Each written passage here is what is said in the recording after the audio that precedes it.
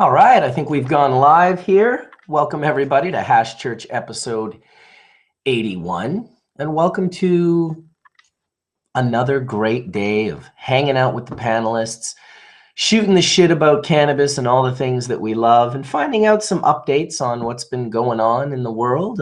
Every week something happens. I know that this week one of our panelists, Dana Larson, was arrested for trafficking in seeds, which I hope that we get to talk with him a little bit about.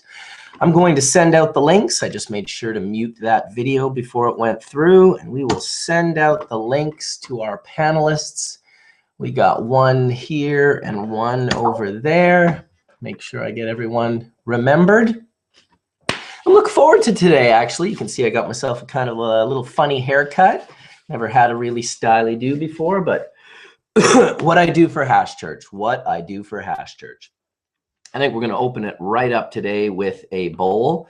Oh, in fact, I left my hash in my freezer. I do have quite a bit of hash here, but why don't we wait for someone to come on in and I'll be able to, oh, and it's Etienne. Look at that. Etienne, you're a lifesaver. I'm going to go grab my hash. You talk to the 336 people that are in the room. Welcome, brother. Good. Well, hi, everybody. Welcome to Chuuurch 81. Jesus Christ. Hey, Dana, we love you. Dana Larson got arrested this week from the reality of Canada. Don't get you guys sometimes. Love you, but laws are just superbly fucked up at times. But Dana's out. Glad to see that he's free, and I'd love to hope that he pops in here, needless to say. I got to spend the early part of this week in Bellingham, Washington for a blip.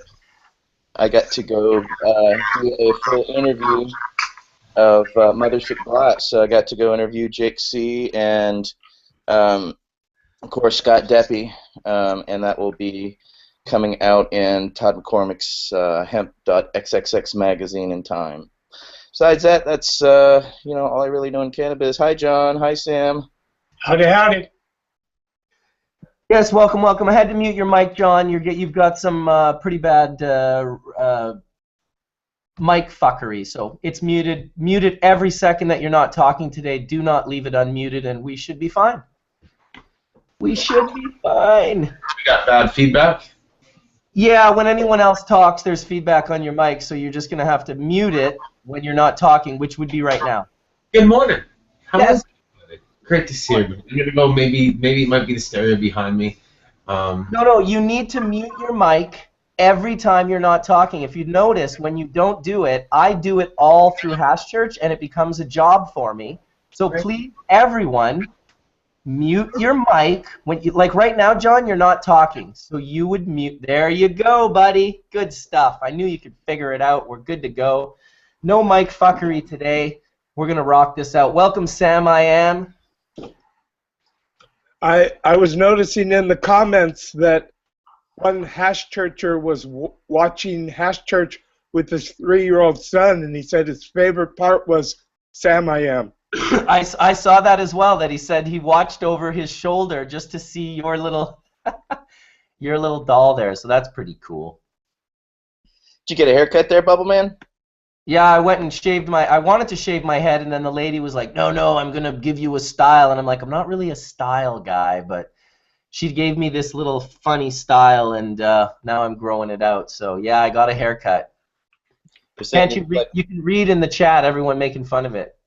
Yeah, they're saying some not so kind things. That's okay, it's a fun, I might bust my balls as well, and if you can't take a good ball busting over a funny haircut, then you need to have another puff, which I think I'm going to do right now, in fact. Yeah. Welcome, Todd. Hey, Todd. Yeah, I finally got some orange creamsicle the other day from Tony. Oh, we just got what did we just get? We just got, like, the Cali O OG creamsicle terpenes. Telling you.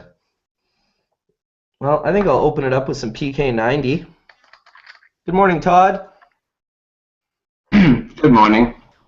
Well, you got all your hairs cut.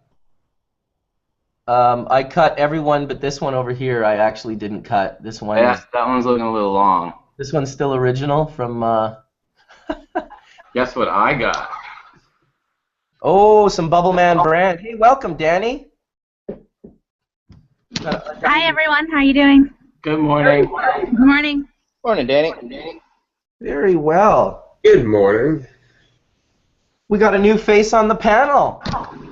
Yes. You got to tell us. You got to tell us where you're from and what's your story, Danny? Well, I'm from Oakland, California. I work at Harborside Health Center. I'm Steve D'Angelo's executive assistant. And I've had a wonderful journey with through Harborside with my own medical issues and concentrates and getting to where I need to be now. Beautiful. Well, Tony definitely told me you were a huge, major help with the Bubbleman brand and major props on all of that. So yeah, Big I'm supporter. stoked to have you in Hash Church telling us a little bit about your stories. You know. Yeah, wonderful. Thank you for having me. Yeah, absolutely. We're just about to roll up here a little dab-a-doodle. We got 571 folks viewing live, which is pretty quick after 6 minutes. I'm not going to lie. That's a pretty good live group. And as Rob Clark, the stranger who used to come to Hash Church all the time, says, blowing smoke towards the Vatican. So this one's for you, Mr. Clark, and of course for the Vatican. Hope you can smell this smoke because it's very tasty. 90 micron. Let's do this.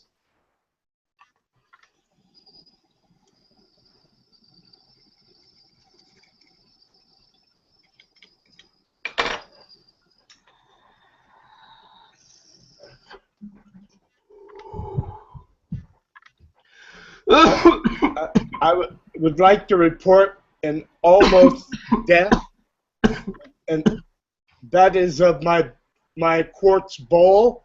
I broke off the top little part. I can actually still technically.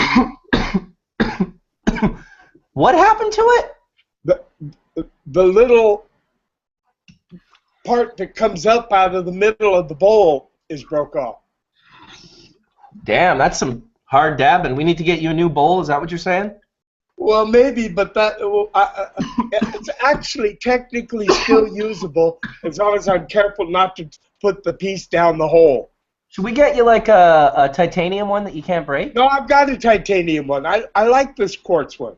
Okay. Well, we'll get a quartz one. Mine's the same thing. Mine broke off in the middle too. I think I might have fixed my microphone too, but mine is the same. It broke off. You know what? It's always just nice to mute your mic, whether you think it's fixed or not. No, but I'm muting it anyways. But if you look at the whole room, there, Etienne and Scialdone and Todd, they always just mute, and I try to do it myself because I'm coughing. And when we do little things like when we start getting like a piece of our parchment paper, these sounds and stuff, they all just go away when we have it nicely muted. So 81 episodes, and we're still working on technical difficulties, But hey, what are you puffing on there, Danny? Some of your Bubbleman, actually, the terp rosin. I don't know if you can see there. Oh, yes. Is that the cheese bomb? Yep. Super Man. delicious. Yeah, Using that the cheese Vape bomb. Exhale. I know Sabo, I think, sent you one recently. Oh, yes. I haven't done a review yet, but I'm really stoked on trying out this unit. You know, Tony came on Hash Church and he talked about it. And then he said, oh, I'm going to bring one to Spain. And I was all excited. And when I got to the hotel, Sam and Tony were there. And I'm like, where's the Vape Exhale? And they're both kind of looking serious. I'm like, what's going on, guys? And they're like, well, we tried to clean the Vape Exhale, and we broke a Q-tip off inside the heater. And now every time we turn it on, it smells like plastic. And I was just like, no. Yeah, I remember. I remember. Yeah. I took a tiny hit on it, man. It was freaking horrible. You're getting those Q-tip rips, dude. You're not supposed to hit Q-tips. That's a no bueno. But it did clean my ears. Not stuff a Q-tip up your Vape Exhale. Yeah, that's the truth right there. Nothing plastic's gonna go in mine. Comes really beautiful package. You know, the dudes are definitely seem like professional guys. And this pipe, I don't know how thick it is, but dude, the glass feels like 5 or 7 mil. It's super thick. Super quality. I've had mine now for a while. Sergio brought me over one, and it is awesome. Yeah, I'm looking forward to doing a little, well, a terp gauntlet, actually. Tomorrow, the West Coast Concentrate guys are going to come over. We've got 12 new flavors of terpenes, and we'll do a little vape exhale terp gauntlet. I'm not sure if we're going to do, like, pure terps the way Tony was telling me, or if we'll actually do, like, phytocannabinoid end terps. Hopefully we'll do the phytocannabinoid end terps. It sure finishes with a nicer headspace at the end of the 12 rips. Welcome, Mr. Scialdone. Coffee in hand. Hey, it's Dr. Scialdone, man. What the hell? Oh, well, welcome, Dr. Scialdone. Sorry, I'll use the DR from now on. That's okay. You can call me Mister. Well, you know what? When you go to school for that long... What's up, Doc? What's up, Doc? What's up, Doc? There you go. And it's iced tea today, not coffee. Oh, iced tea. Yes. Lovely. Well, I figured, it is springtime, so we might as well celebrate with an Arnold Palmer today. Well, there you go. Arnold Palmer down. I got really nice headspace on that PK 90 micron. The West Coast Concentrate guys didn't use a 90 micron bag for the longest time, and I was always like, come on, you got to try it. And man, I'm pretty sure they're happy that they did. They've got some great melties. You know, Marcus, the next time we do any sort of a terp gauntlet, you really should hand out little pieces of paper with each terp, or a sheet that would cover all the terps with their GCFID profiles. Yeah, so that would be nice. Educate at the same time that we enlighten from spoken. You're right. Well put, Sam. That's definitely going to happen. We'll get in touch with Mr. Soto next time, and maybe we can pass on the flavors, at least for the Barcelona version of that party. But that is a wonderful idea, to be able to get a little booklet and be able to open it up and see your terpene profiles. That is definitely cool. Especially of the terpenes Tony's handed out.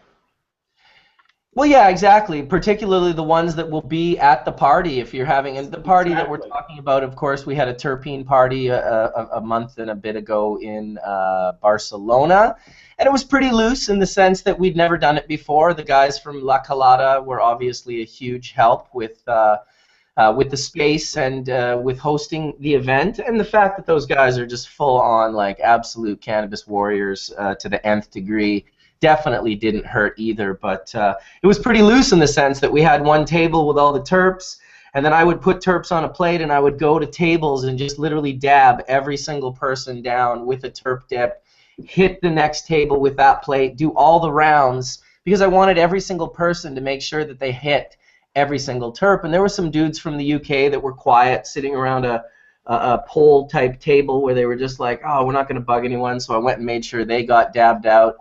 And it would be another nice thing to have almost hosts or hostesses doing the work that I was doing, so we could go around and sit at the tables, but physically actually dabbing out like 100 people with one flavor of terpenes and then doing it again with 13 more definitely became a little bit of work. What was really nice was that people were able to have their resin, their rosin or whatever they had, dose it with terpenes, and see, they already knew their rosin or their resin, so it really showed them the difference instantly.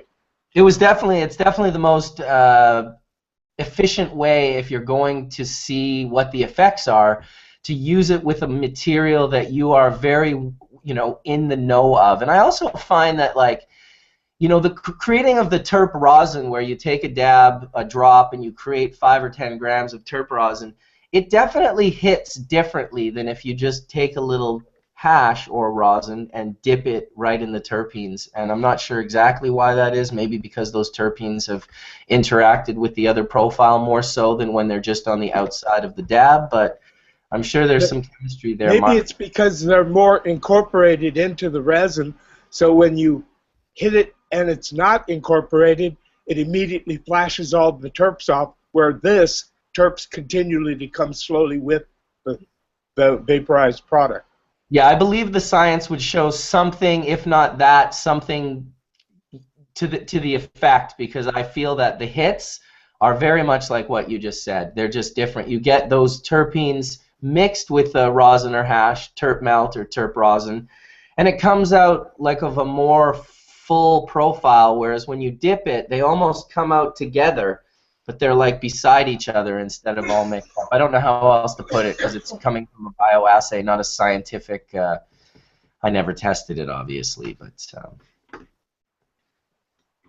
got a lot of head nodding going on. I like it. It's nice and early, 9:16. I like when the room is like, fucking Bubbleman with his 9 a.m. We're all West Coast, this motherfucker. Hey, I showed up and you ran away. What are you talking about?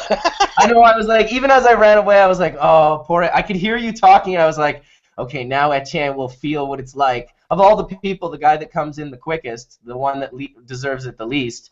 But it's tough sometimes being on Hash Church by yourself with 714 people listening to you talking and saying, what the fuck is this guy talking about? Naturally and man-made like hell creases. So might as well ask, since there's 500-something people watching, what's everybody smoking right now? Oh, yeah. And then in the meantime, we've got a question from the Emerald Triangle Company, B-Man. Can we get the panel's thoughts on plants containing cannabinoids, naturally and man-made, like Helichrysum and the new canna kale? Okay, I had a conversation with him, actually, this very guy that asked this question, I believe on Instagram or somewhere else. And my personal opinion was that it was kind of cool, but at the same time that we had cannabis that produces cannabinoid terpenes. It does it fairly cheaply. I just wonder, like, is it a THC CBD thing where we're like, oh, I know your child has a tumor, but CBD is safer for kids, so just try it, this sort of trying to save face way, or is it like a really an advancement that's going to you know,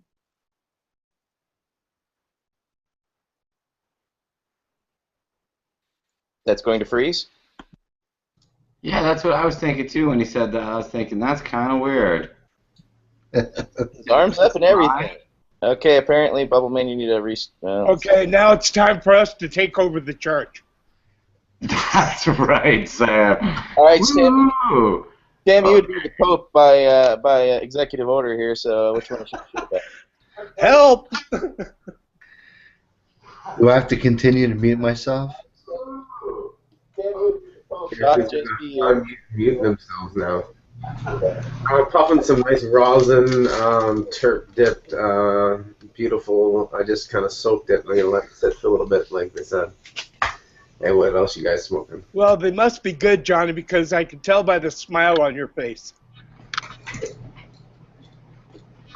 That's kind of weird, man. Like, what would be happen if we had a real church and the Pope just, like, fell off? Would we all just keep getting high and being like, fuck him? No, it's a little strange.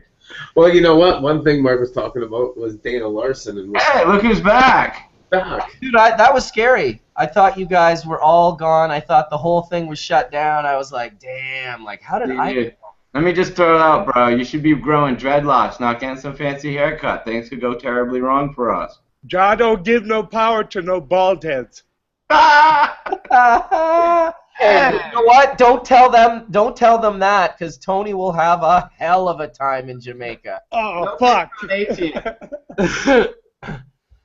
No, you know, for a bald head, Tony is very well received in Jamaica, I'll tell you.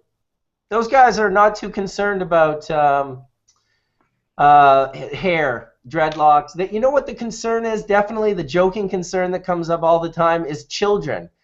Jamaican dudes are somewhat shocked at older dudes that don't have children. They're either like, is it not working? Is there something like, so they're very like all about like children. Like if you're like in your 30s or 40s and you don't have children, my Jamaican friends for sure are looking at you like, is something wrong? It's pretty funny. I've listened to the conversation with them and Tony, and he's like, what do you mean, man? Like, I'm just 37. I still got time. Kind of funny. No, it's all about attitude and respect. You know, I've been called the baldest dreadlock by quite a few Rastas myself. So, you know, yeah. It's all in how you approach and respect it and clear your chalice properly. This is the truth. Kabaka Pyramid says, I, man, will suss them out with my chalice. And that line basically means exactly that. It's like sit down and puff with people and you'll learn a lot about them. For instance, when I was in India at the Maha Kumbh Mela, a festival that happens every 12 years in one holy city, and it happens every 3 years in 4 different ones. It reverberates back to the 12th, to the Haridwar every 12 years, and then of course there's a Maha Maha, which is every 144 years. These guys have been doing this for like thousands of years. And the circle of chillum smoking and the sort of unsaid rules and the shit that I saw happen, I saw one guy get kicked out immediately for bringing, he put his machine gun down because he was a soldier, or his rifle, whatever it was, but he forgot to take his shoes off, and he got kicked out of the circle immediately for taking one step into the chillum circle with his shoes on. Now, we're sitting at the banks of the Ganges, we're at the foothills of the Himalaya mountains, monkeys and mountains and beautiful river, and sadhus everywhere. Like 3 million of them have walked from all over India to go to this festival. And the best one was the dude who put his lips on the chillum. He put his lips on the chillum, and I never seen this like old Baba who was like, basically, I guess he was the controlling factor of the space. He had been sitting under this tree for like 60 some odd years every festival, and so it was his tree. When he got there, it was empty. No one was ever sitting there, and he would create this good little circle of people producing food for him and making chai tea and people coming in and smoking chillums. And of course, we had beautiful hash from Nepal, and one of the guys who sat in this circle, he smelt out our hash and he reeled us in and brought us to this spot. But man, this guy putting his lips on the chillum, you would think that he like did something bad to the guy's child or something. Like he got reamed out, screamed at, and kicked out of the circle for breaking the etiquette of the chillum. So those guys are not joking around when it comes to... Most people have either their own safi, or I've even seen people share safis. It had a safi. What is the proper etiquette then? Well, I'm sure it changes a little from circle to circle, but definitely like taking your shoes off before you enter the circle. Like there's a giant... I mean, all these guys are barefoot. So, but usually there's people from other countries that are sitting in these circles, and you can see the shoes at the entrance, so it's kind of a no-brainer. Unless it's all sadhus, all barefooted sadhus, then you probably should know, unless you're one of these freaks that goes to India and decides, I'm going to walk around barefoot. Because I definitely saw those guys in like the city of Delhi, and I was just like, man, that's like the Hep C trip to India right there. Yeah, you can spot them easy because they all have, what is that called, ringworm? Ringworm! Oh my God. That is not a country to mess around with when it comes to like illness and sickness, in my personal, stay healthy. Especially in those cities, that big cities like Mumbai and Calcutta and Delhi. You said you spent a ton of time in Mumbai, didn't you, Sam? Yes, I've probably been to Bombay, or Mumbai as they call it nowadays, maybe 15 times. I think I've lived there for 2 years. I think I've lived there for 2 years. That's the best statement ever. Well, off and on. Yeah. I never stayed in India more than 6 months. Yeah. You're also called Sadhu Sam? Yes, I was. Exactly. There you go. The Sadhu Sam. I can attest. Well, it might be time for another little dab-a-doodle. We're dabbing. Come on, sing it, Mark. Sing. I'm not much of a singer, dude. People are already making fun of me for my hair. I don't think they need to be like making fun of me for my singing too. But honestly, as soon as you started singing, I was thinking Justin Bieber jokes. Oh, nice. You're No, kidding. Justin Bieber has dreadlocks now, dude. You gotta, like, all the dreadies have to cut their dreadies. He's, like, culturally appropriated their dreadlocks. Oh, wait a minute. I didn't know he did that. You know what? Funny enough, everyone hates on this fucking guy. I don't pay any attention to him at all, but all I know is he's a dude that became famous from YouTube. It's like he wasn't built up by producers. He was like, he became famous from putting his shit on YouTube, and like millions of people saying, I like the sound of this dude's voice. My kids hate him, and I'm like, why do you hate him so much? And they don't even know why. It's apparently just a cultural thing in North America that you're supposed to hate Justin Bieber and mock anything that is Justin Bieber-like. But I find it to be sheeple mentality, to say the least. It's like a fed reaction. People just love to fucking hate that guy. The kid has a triumphant life story, and you know what? Good for him for turning his life around using fucking YouTube. Why, was he like poor and shit? Yeah, he wasn't rich. I mean, he used YouTube to fucking get himself found. I mean, I don't like him. I mean, I couldn't tell you a song he's ever sang, but I watched a bit of a documentary about the kid's life, and I was very impressed. You know, for a teenager to be able to have that much positive impact on, you know, following his dreams, it's fucking unbelievable. And I thought he worked at Mickey Mouse on the Mickey Mouse show at first. No, that was the girls. That was No, I'm just joking. Other ones. I thought he was Canadian too. He is Canadian. That's why I made a joke about Mark singing. Don't make me explain all the Justin Bieber jokes, bro. Michael, They're a lot funnier when you explain them, Todd. yeah, it's true. Okay. Michael Manning says, "Hey, Hash Church, we're here in the back room of Magnolia Wellness. Greetings from Oakland." There you go. Much love. Yeah, now Nickelback you can make a ton of fun of. Yeah, nobody likes them. Fuck that shit. Someone said that in Hash Church in the chat. That's funny. Oh yeah, right. Someone also corrected you, Sam. It was Justin Timberlake who was on the Mickey Mouse show. Oh, really? I didn't know that either. I don't even know what the fuck you're talking about. We don't have a Mickey Mouse show up here in Canada. Well, no, just lots of famous stars started their career in the Mickey Mouse show. That's all. Right. Britney Spears and Christina Aguilera. So there really is a Mickey Mouse Britney show. Spears. Yeah, Britney Spears and Christina Aguilera also Mickey Mousers. That's where her and Justin. As the female, I do know that. Yeah, but it goes back to Annette Cello and those guys back in the 60s. So, I mean, it's just... Teddy Ruxpin. I'm just going to throw this out. Etienne, you're old. Yeah. You're talking to Annette Funicello, bro. You're old, bro. You're old. You're so old. Who in the chat room knows who the fuck that is, right? The great thing about cannabis, though, there's people who are watching us who actually get that, and a whole bunch of people going to Google going, who's Annette Funicello?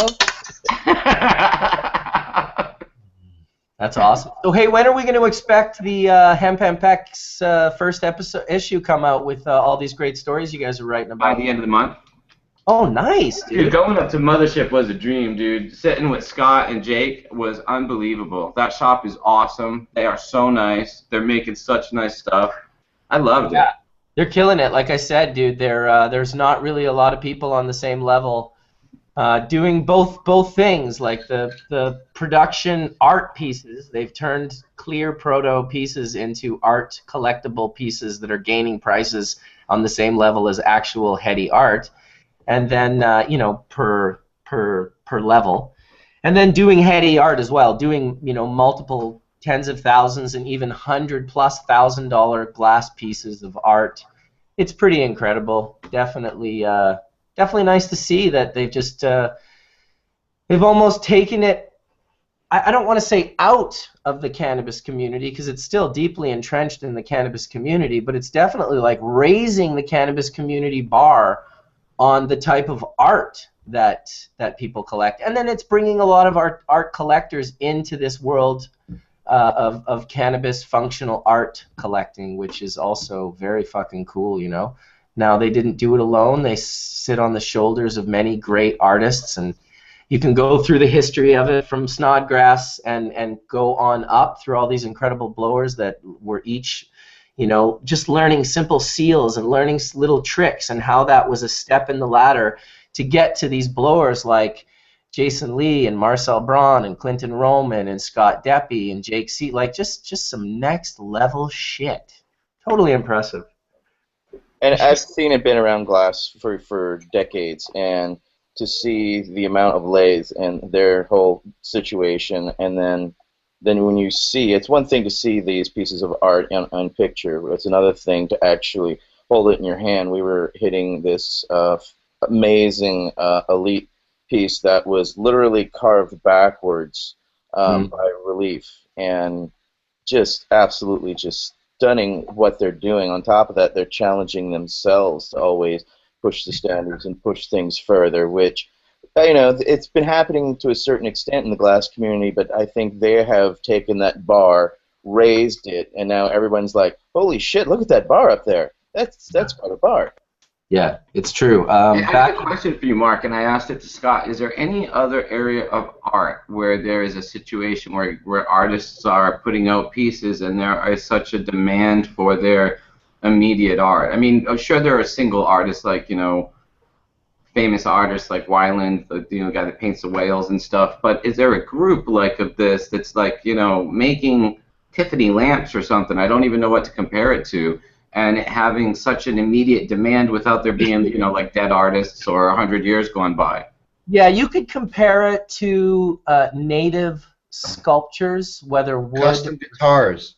Custom guitars after, you know, the best luthiers in the world have waiting lists for years for thousands and thousands of dollars. Like the guy who makes Trey Anastasia's guitar, which starts at like about $15,000 to $20,000. You have to wait like several years to get. Well, how about the Patek Philippe watches that come in sets of 4, and they're set to planetary alignments? They took multiple years of a single guy's life to build, and sheiks buy them for like $12 million for the set of 4. And those are also mad waiting lists. But definitely native carving. I have a friend that sells tons of you know, polar bears and all sorts of different unique birds and carvings that. No, saying so. Not again. Why does he always do that when he's talking? I know it's cold in Canada, but he shouldn't be freezing like that. I'm pretty sure it's a sign from Jaw that we're supposed to take over. Hey, turn on, tune in, take over, right? Well, Sorry, guys. What's up, Mark? I don't know. I have no idea why my internet connection would be doing that. Everything's normal. I don't have tons of shit open. It's got to be the hair, right? Just ignore me. Gotta be the hair. I'm just gonna puff and I'll shut up and listen. You guys talk and I'll puff. Hey, did you know the original name for the mothership shop was Your Mama's House? Your mama's house. Damn. True story. That's pretty savage. Yeah, where you want to meet? Your mama's house. It was pretty funny, actually. But they gave a great interview. You know, unfortunately, it's 44 pages of transcript I'm trying to get through. So it's going to be awfully long. And it's all really good, so it's hard to even cut up, honestly. Yeah, we tried to ask all the questions you guys and gals would actually ask them so that we could get as a honest perspective from them on the base level as possible to present forward. Hey, I want to welcome Jeff into the room. I didn't even see him come in there. Welcome, Mr. Chuuurch. Good morning. Hope all is well with you and yours. Like the Bob Marley statue in the back, he's holding his guitar, he's puffing on a spliff. Like, if that isn't the quintessential Bob Marley poster ever. Yeah, I definitely love it. It's been around for a long time. Very good, very good. Well, we got a couple of different questions going on in the chat here. So with Dana, I take it you sent a thing out to Dana for him to hopefully pop in if he was going to. Yeah, I think he's pretty. What is happening or next steps, since I know he was arrested and released. What else can you tell us? Well, his bail stipulated that he wouldn't touch or give away seeds, so he's just going and doing the talk now and having other people give away the seeds. He went like 2 days later to Edmonton, I believe, which is also in Alberta. And personally, I would think it would be maybe even a little more redneck than Alberta. But it went off without a hitch. They gave away a ton of seeds. He spoke, and nothing happened. So I don't know. It seemed like Calgary was ready to push the buttons early on. They showed up with a pretty strong police presence, like 5 or 6 big stormtroopers in the little room that he was talking in.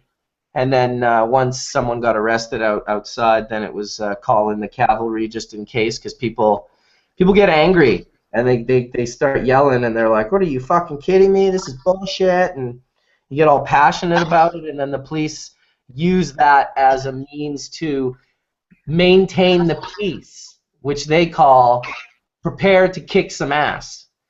Or which is what it's really called, but what they call, we were prepared to meet the peace, keep the peace with 12 more officers were called in. like Yeah, so. but the people really started it. They were throwing seeds at the police. Were they? No, I'm joking. Damn. Damn with the 180 humor. All right, Terp Dip on the last of my Sunset KB. One of my favorite Terp profiles was this dual KB Sunset. So nice.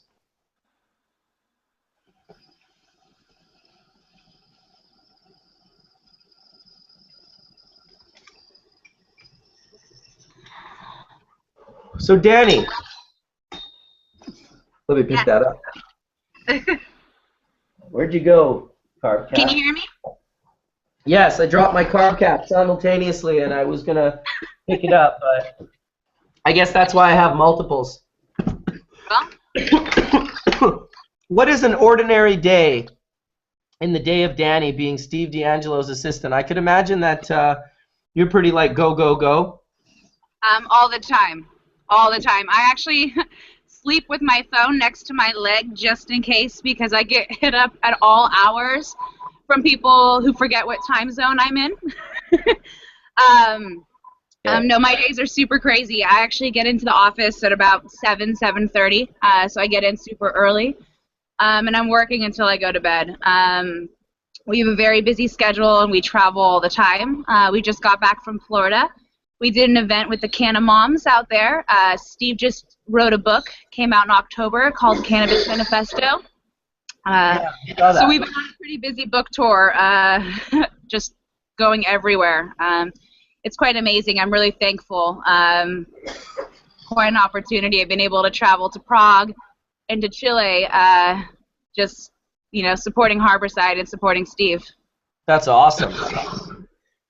Yeah, no, I'm really thankful, and it's quite amazing. So, but it's very busy, and I'm like never stop working. Yeah, I can imagine. It seems like a pretty go, go, go, go. You got to have your shit together to be a part of the Harborside team. Yeah, I've been working there for almost 8 years in December of this year. Oh, wow. So, and how long has Harborside been in existence now?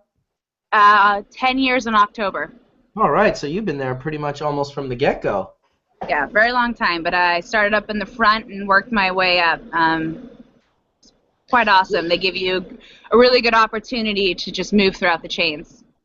I'll tell you that it's an interesting perspective from my perspective. Steve's one of the rare people in the cannabis industry I've never met at any of the events that I have ever went to. And I've never been down to California or to Harborside. So from my perspective, Harborside was what people told me about it. And it was always such positive and good things that people were saying that it made me want to sort of be a part of it before I even, really knew about how cool it was once Tony made his relationships there and met all of you guys and really got the sort of inside scoop. But I'm definitely stoked that Bubbleman brand dropped at Harborside, Yep, and so am I. It's we really needed some of the rosin and some of the terp rosin. We had a lot more solvents, but we needed a lot more solventless on our board. So it was really nice to have it, and I was super excited. Been smoking lots of it.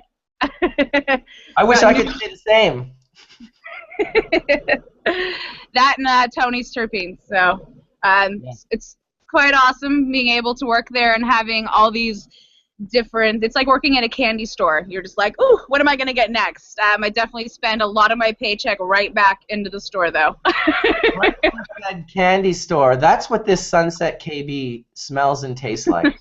It smells like candy. It really does. Amazing.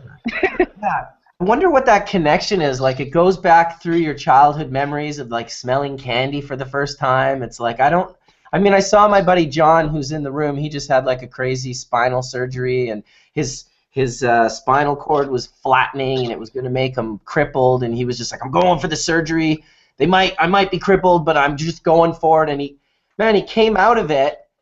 He smelled some of those terpenes, and I could see it on your face, John. It literally was medicinal relief when you smelled those terpenes. And I don't know if that's a memory or what it was, but it's something that's very distinct, and And when I've been in all that pain for so long and really being able to identify those terpenes that took that pain away, it really changed a lot of perspective on why certain strains worked for me throughout my recovery, throughout my surgeries and stuff. Like, specifically, terpenes modulate pain 100%. What I felt when I came through after surgery and those particular terpenes and what it did for me, yeah, I mean, it's a whole new perspective on what I look at, and that's why I'm looking at different terpenes all the time now and trying to understand them better for my pain, because it's still pain. Could it be a blood pressure thing? Because I know when I've had headaches in the past and I've inhaled the vapor of like eucalyptus or a combination of eucalyptus with a few other different herbs, or even rubbed it on my temples, I've gotten like instant pain relief through through the reduction of pressure. I'm just wondering if those terpenes are like heading into your nasal and your olfactory and somehow releasing pressure, which would release pain, reduce pain.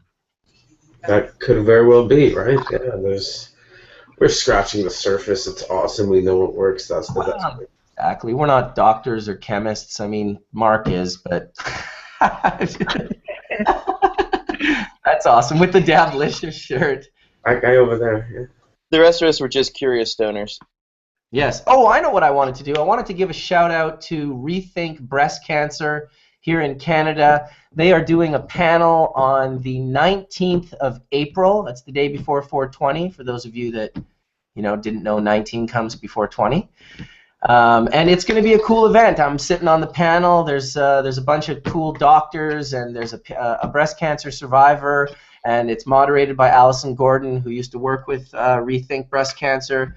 So if you're in Toronto on that date, come check us out. It's tickets are free, I believe. You just got a VIP because it's obviously going to fill up. It's not a huge venue, and that's in Toronto. So I just wanted to give those guys a shout out. You can check it out on their website, Rethink Breast Cancer. I'm not sure if it's .org or .com, but Google will show you nonetheless. So nonetheless, nice to see all these different sort of groups coming out of the woodwork and involving themselves with cannabis, because they're really, those types of organizations are much more mainstream than the organizations that the majority of us have come from.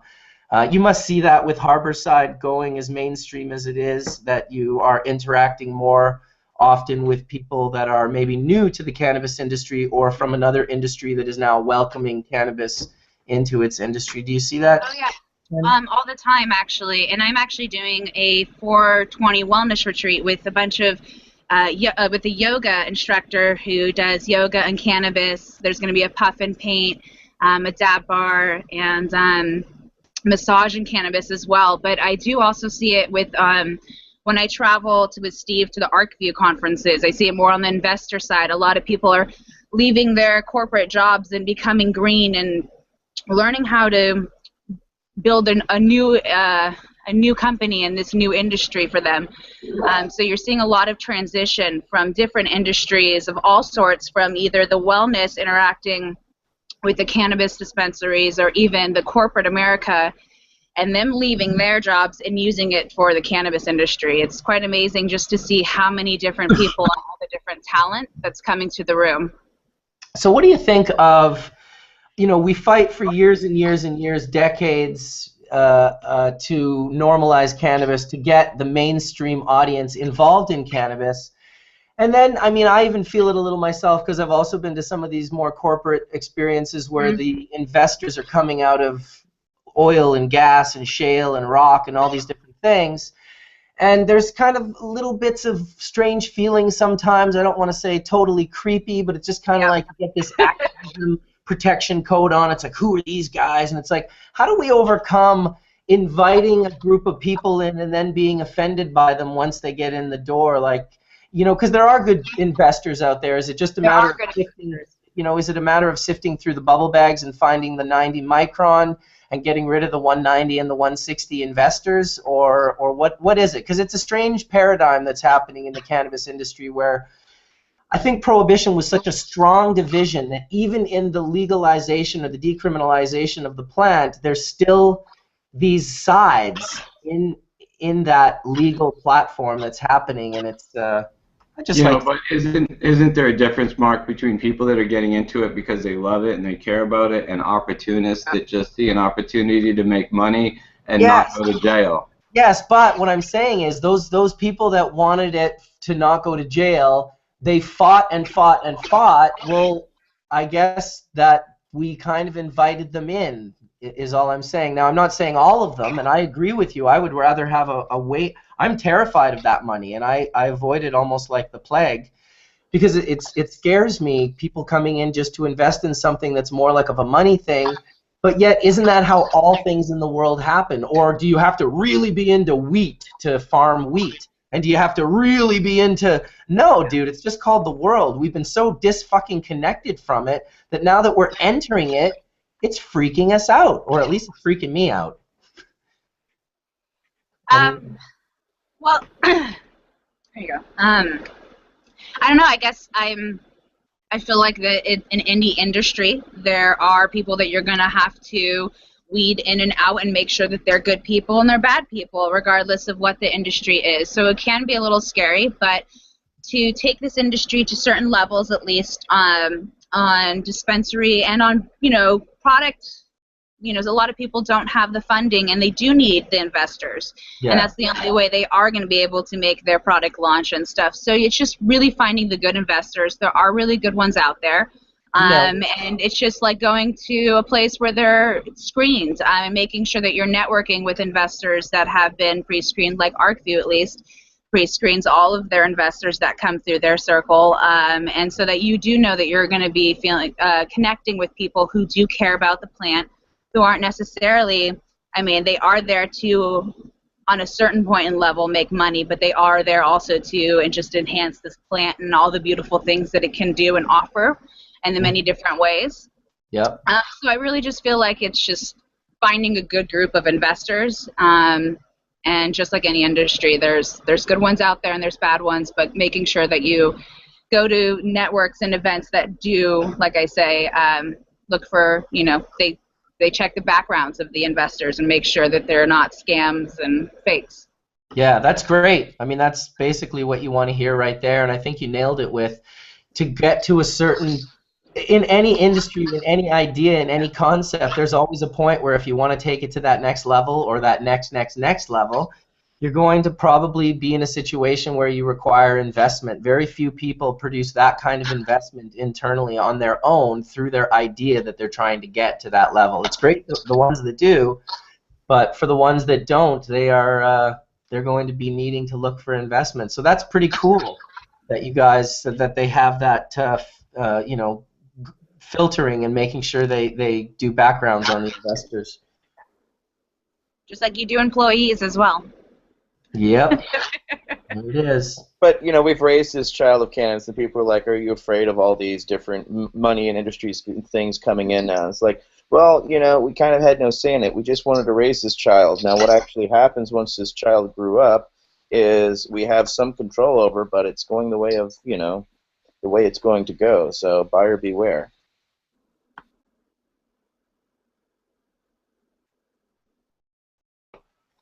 And when it's grown up, it will make up its own mind. I want to see cannabis normalized. And by normalized, I mean in every way, just like any other commodity. Exactly. Agreed.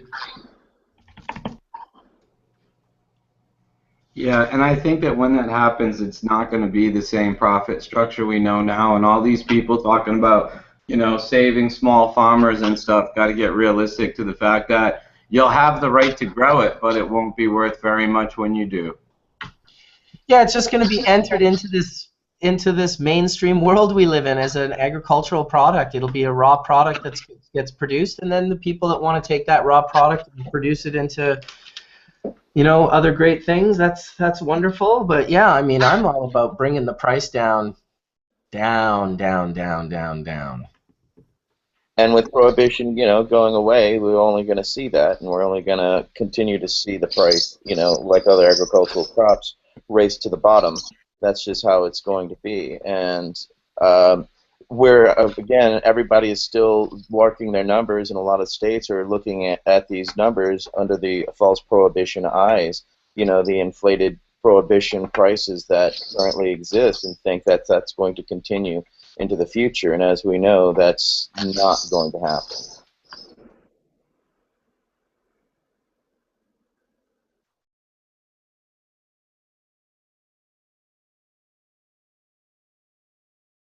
You muted yourself there, Bubbleman. I was reading from the chat. I was actually sort of talking to myself. I was sorry. It's all these damn bubble hits. I can't keep up. Don't blame the drugs. Right. Let's have a rip. Let us have a rip. Wonder where Tony is this morning, Mr. Sleeper Inner. Have you seen the new Lift Cannabis magazine, the first issue, Mark? I think they sent me a link to it. I haven't looked at it yet. Is that it there? Picked it up, and the future of cannabis in Canada. It's got a pretty good content list. Cannabis for chronic pain, Out of the Dark, the future of cannabis in Canada, yoga and cannabis. It's a pretty good little magazine. Lots of good little articles in here for the first issue. So where are they out of? Conferences and stuff like that. It's good to see a magazine out again with just all cannabis related. Just good information here. Yeah, that's the same group that's throwing the panel that I'll be speaking at with Tony at the end of May, May 28th and 29th in Toronto. That's the Lift conference. That should be. We'll have a booth as well. So if you're out there and you want to come check out the terps or some melty treats, we will be there.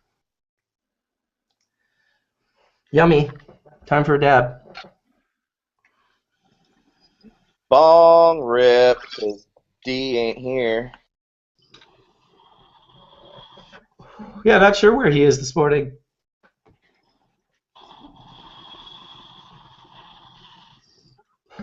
Well, I am actively working on getting myself down to the U.S., and I'll be doing a little tour down the West Coast as well.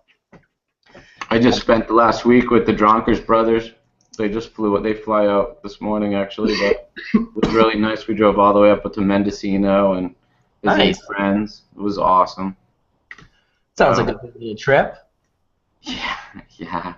It is a good time, actually. Lots of wonderful things happening in the world of cannabis.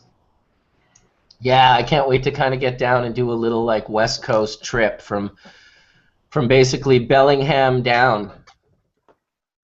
Nice. Then it'll be you and I going on a road trip. That'll be a lot of fun. I'd love you to come down here and we go down south and go other places. It'd be a lot of fun. Oh, yeah. Some great places to be able to hit across the U.S. I've been waiting to do the Full Melt tour for like almost 20 years. When you say it that way, we almost got to get a Class A and wrap it. Just Bubbleman down the side. That won't get us pulled over very much. We'll film all the times we get pulled over. Cops in Oakland. Right? The cops in Oakland will just look at us and go, fucking crazy. Look at these fucking guys, eh? But I think it'll be like Nevada or Texas probably wouldn't be so good. I don't think we should go to Texas. I think we should do a huge tour in all cities. I don't think much farther than I don't think Maricopa County, and I don't think much farther east than New Mexico. Stay out of Oklahoma for sure.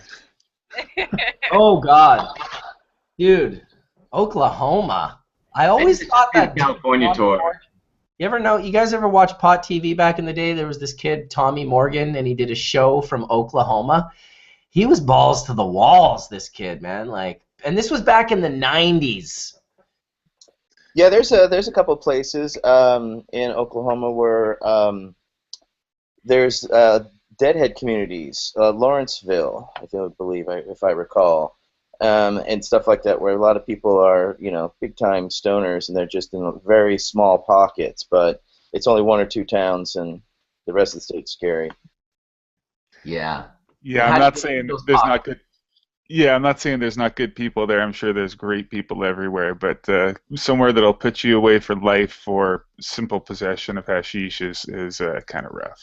They Hey, wait a gave minute, Will it's not Foster, the people we're avoiding, it's the cop people we're avoiding. I think they gave Will Foster 36 years for growing, and then another 60 years on top of that because he had kids in the house. Yeah, I was there for his actual sentencing and actually held his kids as he was sentenced to life. And it was 96 years, right? Yeah, it was just gut-wrenching, and then to go out and then just stand out and look and be free and realize that he's had to spend the rest of his life. Fortunately, he was released and he is free and was able to hug him when he came out. But still, that was in '94, I do believe, when he was sentenced, and there were only a handful of it that were actually there, and it was just gut-wrenching to just hold his kids as they just bawled. You know, it was just... though, on the positive side of his story, you know, there was a lot of pressure that went up to the governor that actually got him to sign the pardon to let him out and commute that guy's sentence. And if more people demanded the release of their family members and their friends and stuff, they would see it. They would see action. I mean, that's the one thing. We can't be passive about the fact that they've locked up so many good people.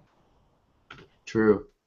You know, there's no real victory in Colorado or Washington or Oregon or anywhere until they release the pot prisoners. I mean, it would be like legalizing, you know, it'd be like ending slavery, but just leaving the slaves that were still, you know, leave them in jail, leave them locked up. And it's wrong. And we've got to realize it's wrong at some point.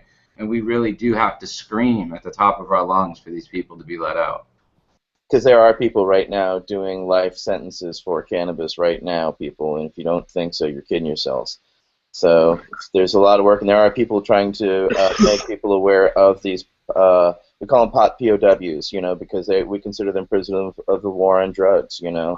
We're all subjective to it, you know. I'm a veteran of Gulf War, but I'm also a veteran of this goddamn drug war as well, as many as you are as well, and we still have a lot of work to do. So, you know, there are prisoner writing programs, there are organizations out there making people aware, so plug in where you can.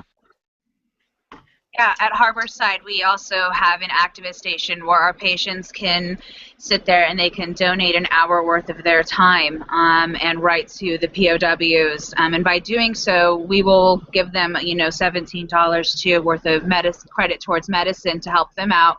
And it's another program of ours to, you know, help out patients who are in need of medicine and to also gain a really good pen pal type of relationship with some of these POWs who've been, you know, incarcerated. A lot of them who've come out have also sent us thank you letters just because they had someone to interact with during that time of, you know, while they were in incarceration. So I know at least at Harborside we do offer a program like that. I'm sure you do similar at BPG.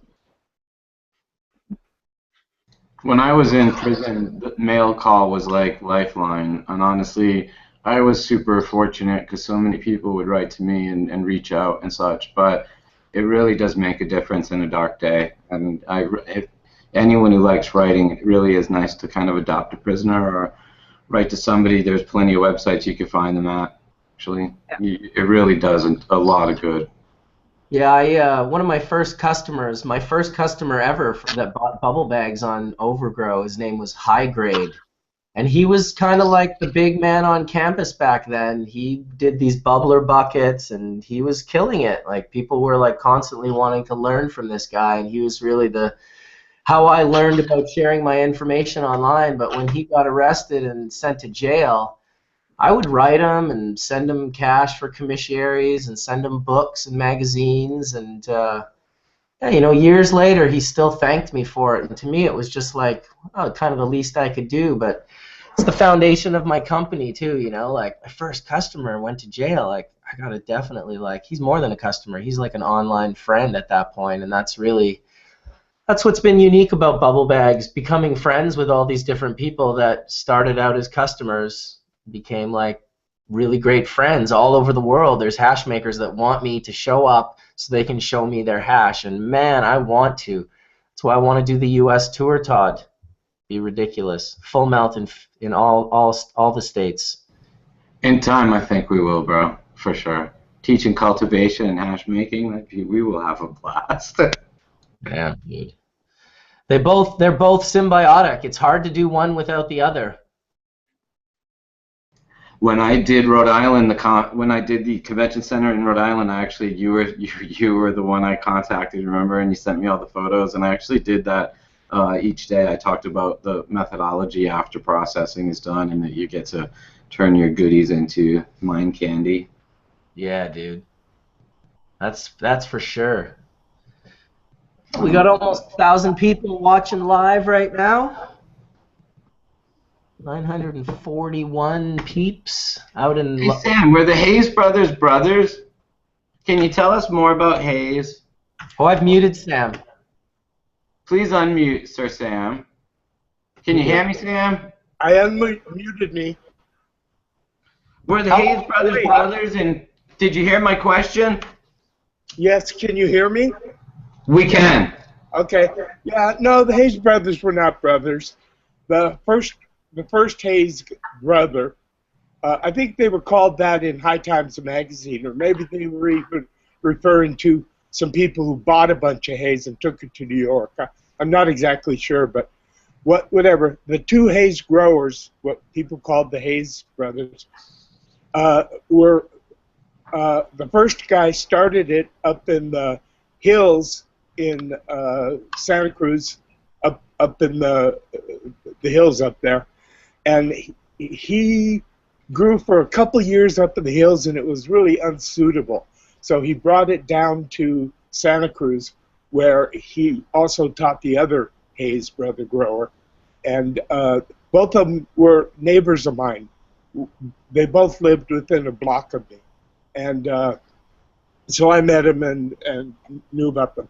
The first Hayes seeds were all Colombian, so they were a Colombian gold, a Colombian green, and a Colombian, what he called mauve, and those were just crossed in the future, and that's why there was all those different colors of lime green, green, purple haze, and silver blue. So it was from, but those three pure Colombian landrace varieties was what created the original haze. And for a while they were both growing it. The poster was made by the second Hayes brother, who was not, he didn't make up the name, but he made the poster. And the first Hayes brother, after a few years, quit growing haze because it was inbred and unpredictable, and he used to get skunk seeds from me because they were more dependable and more predictable.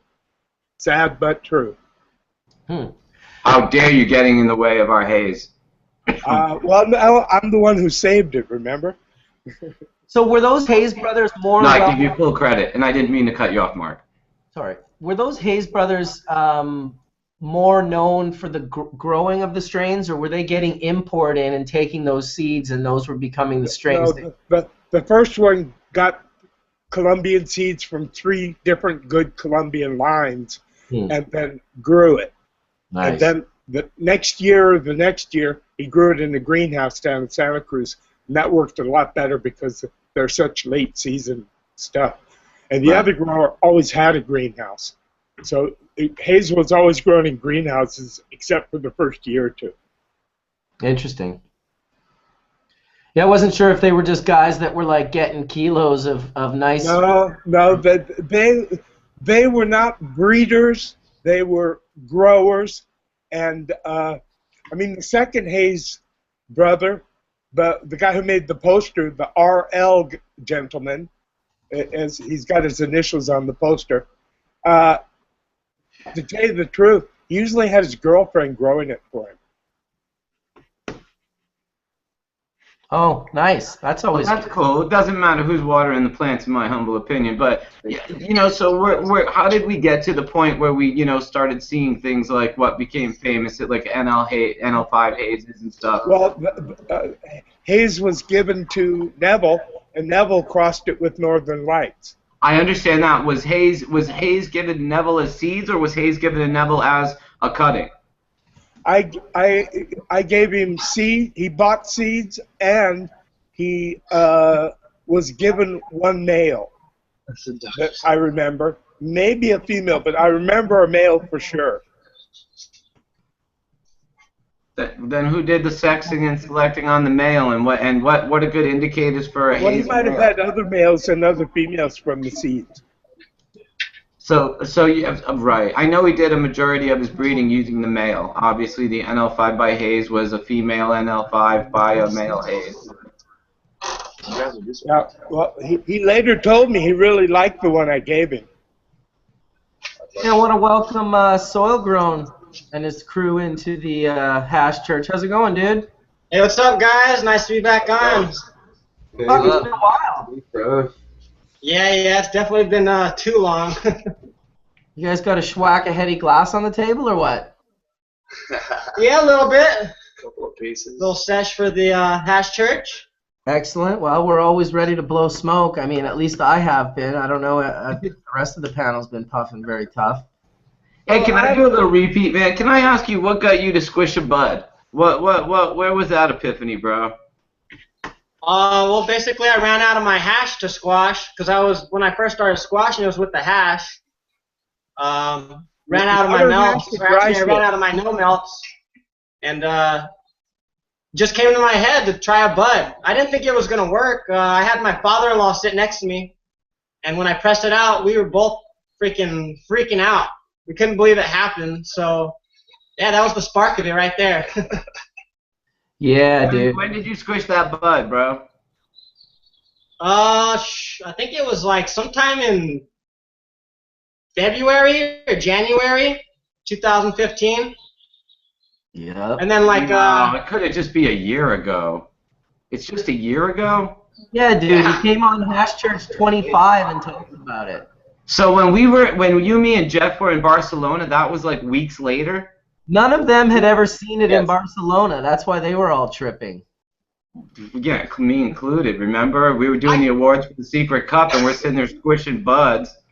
Jeff was over in the corner with his, hair press. He was doing great the whole time, turning out dab after dab after dab for hours. So, Soil Grown, when you were squishing hash, did you get that from Compassion on the IC Mag thread? Actually, no, I didn't. I've heard about. I didn't know about Compassion until you did mention him. But I knew about the double boiler and the no melts. I've never tried the technique before, but I had heard of it. And were you squashing water hash or dry sip? That was water hash. Nice. Well, I can say this. It was a phenomena in the way it swept over because, like Bubbleman said, 8-10 years ago, I tried the Compassion method, but it really sucked and it was almost impossible to make it pure because we weren't using a filter, any sort of a screen.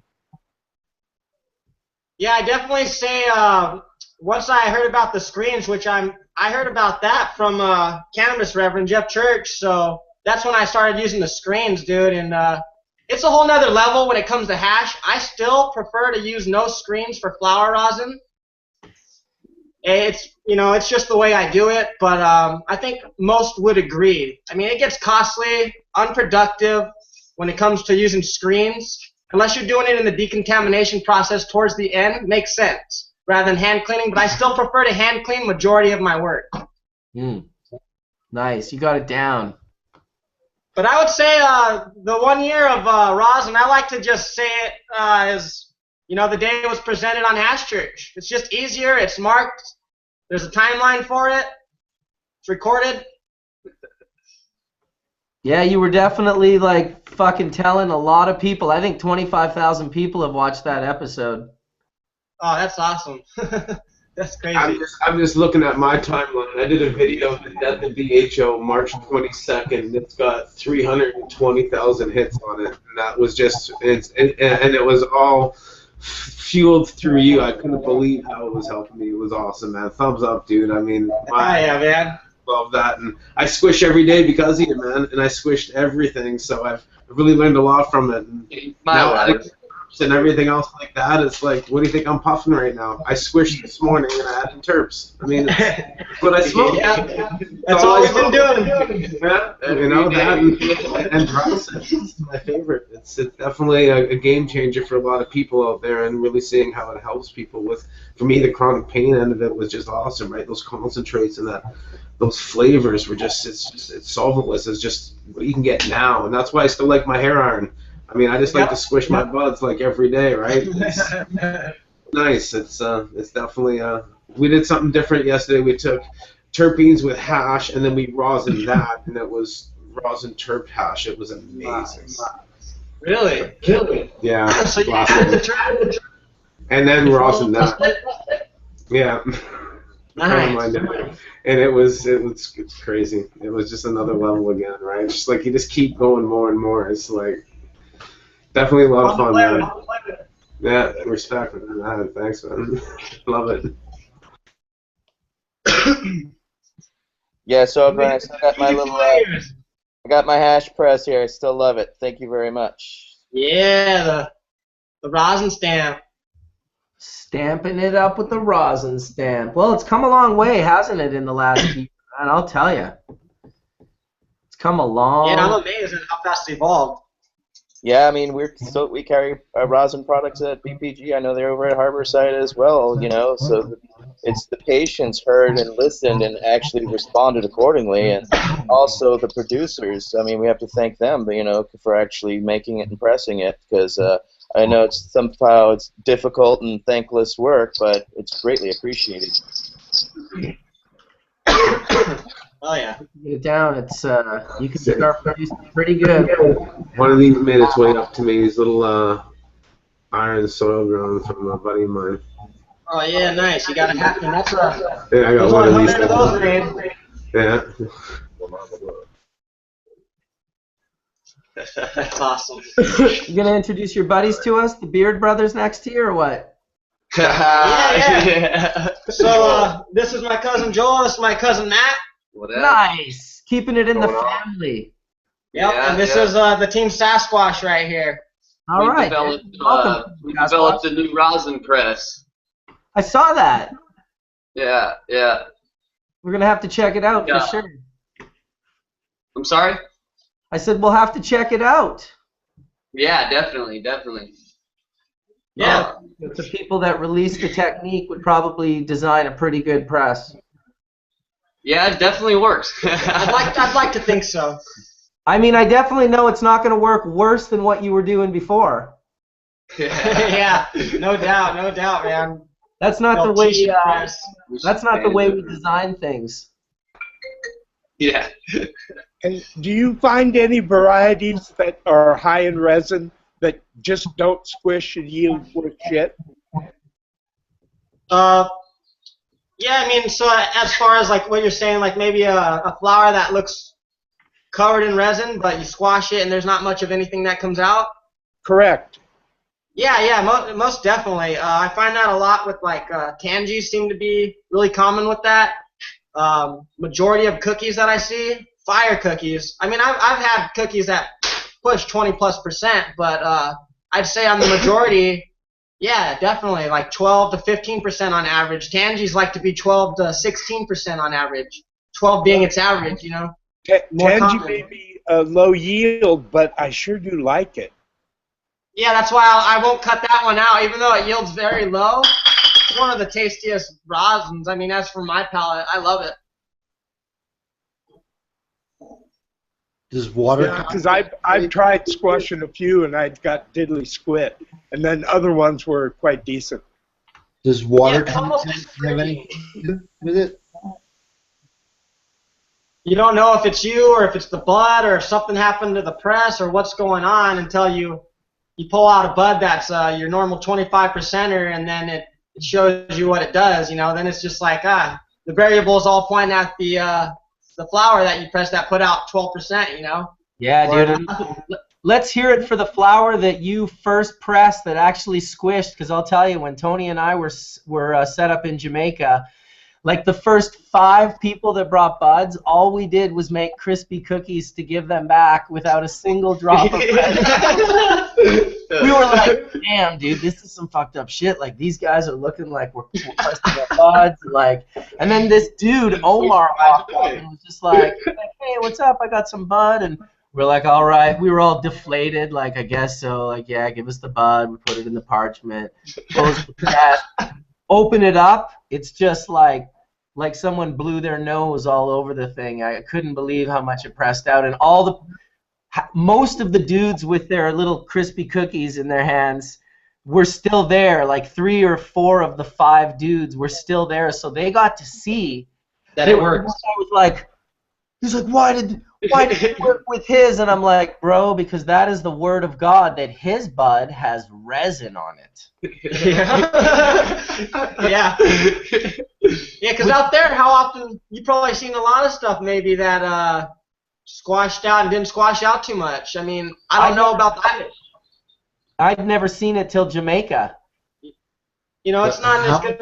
It's not going to be as common there with the fire. Do you find there's a relationship between how dry it is? Does it get too dry or too wet? There you go. Oh, too wet. Too wet's bad. Yeah, people talking about live rosin, whatever the hell that means. I mean, I guess if you want to wash fresh frozen, dry it out, and then press it out and call it live rosin. But no, you can't press a fresh herb. Go ahead and try and watch the water. Watch the water. No, I tried it. It didn't work. Thank you for coming on and saying that, by the way, because you know, I just think it's pretty fucking cool. I've pressed fresh bud, and yeah, it just kind of gives like color, and it doesn't do anything. You were the one that popularized it, John. You were the first one I'd ever seen rosin out of the bowl. Fresh bubble hash, yes. You called it Frosin, Frosin. You had a name for it and everything. It was one of the reasons I was like, that's fresh frozen wash. All right, backstepping. Not fresh bud. Fresh bud doesn't give you anything. Church. I remember Johnny calling it frozen. And that's when I found the hash that was in the freezer that was dried in the freezer, and I squished that, and it gave me amazing results. And that's why I started leaving my bubble hash in the freezer after I make it for months now, and then pressing it. It's like a freeze dry. I really like the flavor that much better, and that's what I get into. So when I make my bubble hash, and then I take the patties and I freeze that, and then squish that later. I mean, I did that for a while, and then I stopped doing that. It was just the flavor for a while, right? Can I show you something here? I did rosin last night. At least probably a quarter pound of it. And all kinds of little. These are thick. These are thick pucks, so they're gonna look dark. You gotta press those out to real nice big thin circles, and they will look so nice. Absolutely. I did a whole pack of them last night. I did it all out of bubble hash, and fuck, I'm so impressed with it. I just love it. And you know what? We used Keep those globs as globs as you store them. Pardon me? As you store those globs, like depending on how long you sit on them, keep them as globs of rosin. Don't press them out to slabs yet. Otherwise, I feel like you're exposing more surface area, allowing more to degrade at a faster rate, rather than keeping it in a glob, storing it in a airtight container at proper temperatures. You're slowing down everything. I just feel like slab it out when it's ready to go. You're oxidizing it for sure. Does your shit stay stable though for like months on end if you press out hash or bud? It's like you've got your moisture levels down, so it's not clouding and buttering out on the inside if the product gets old. The hash was cured in my shop with in the pizza boxes, parchment paper for a week, with my wood stove in my shop going, and the temperature up to make that happen. I did try to press a little bit out too soon, and it just turned to really ugly looking mud that kind of had a real. It was gross. I didn't like it at all. It needed its cure time, and I just was excited to try it out because instead of using the good old fucking pressure where you're standing on the fucking thing and standing on everything, I got an arbor press, a 1-ton arbor press, put a pad on the handle there, glued the hair straightener to the piece of wood on that arbor press, and just blast it down. It just fucking squishes it out like 3-4 grams at a time, no problem. Nice. With those little pouches from Bubbleman's, I fucking was pressing for 2 nights straight till 4 in the morning. I got at least a pound, if not probably a half pound of rosin right now of ice cream and OG Kush. It's fucking killer. Love it. Thanks though, John. You're the man, buddy. You fucking showed us all. Much love. So does your product stay stable soil grown, like with your moisture content when you're using properly dried hash and properly cured bud, that you could leave it out of a freezer for months and it wouldn't like turn to butter? I think there's a lot of variables to that. I mean, it's going to be up to you how you're pressing, the temperature that you're pressing at. Yeah, definitely the moisture content left in the hash or the flour, that's very important. More commonly with hash, you're going to have that problem. With flour, it's a little easier as long as it's, got a good week dry. You're not really going to have much of that problem, but pressing at certain temperatures, lower temps, you can start seeing buttering definitely right off the bat. And if not right off the bat, it could be. That's why I say rosin definitely should be stored cool temps. Keep it away from air. No oxidizing, because it does seem to degrade faster. But I ran into my cases of some diesels or the tandies are pretty stable, like certain strains that are extremely stable, and I'm not 100% on the variables of all that, because I didn't really pay attention to all those, whether it was because it was so dry or what the case may be, how long it was cured for. Yeah. But I do notice that like flowers that are fresher, so like you harvest and you dried, now you pressed within like, let's just say 12 days, now you have something, a lot of the times you're going to find a sappy rosin, I feel. And I don't know if it's just me, but that seems to be the way it goes. But when I have something that gets a good dry, a decent little cure, maybe it's been jarred up for, let's say, a month, you seem to find more of a stable rosin, and in not all cases, but it seems to be more optimum to press with a little bit of a cure on it. And do you find that rosin that has a higher terpene content, naturally, will also absorb water from the atmosphere easier? In other words, in high humidity areas. That's a good question. I'm not really sure on that. Because some terpenes are hydroscopic. Well, that makes sense. So you think they would absorb them during the process? If the terpenes are exposed to an area that's got enough moisture in the air, yes.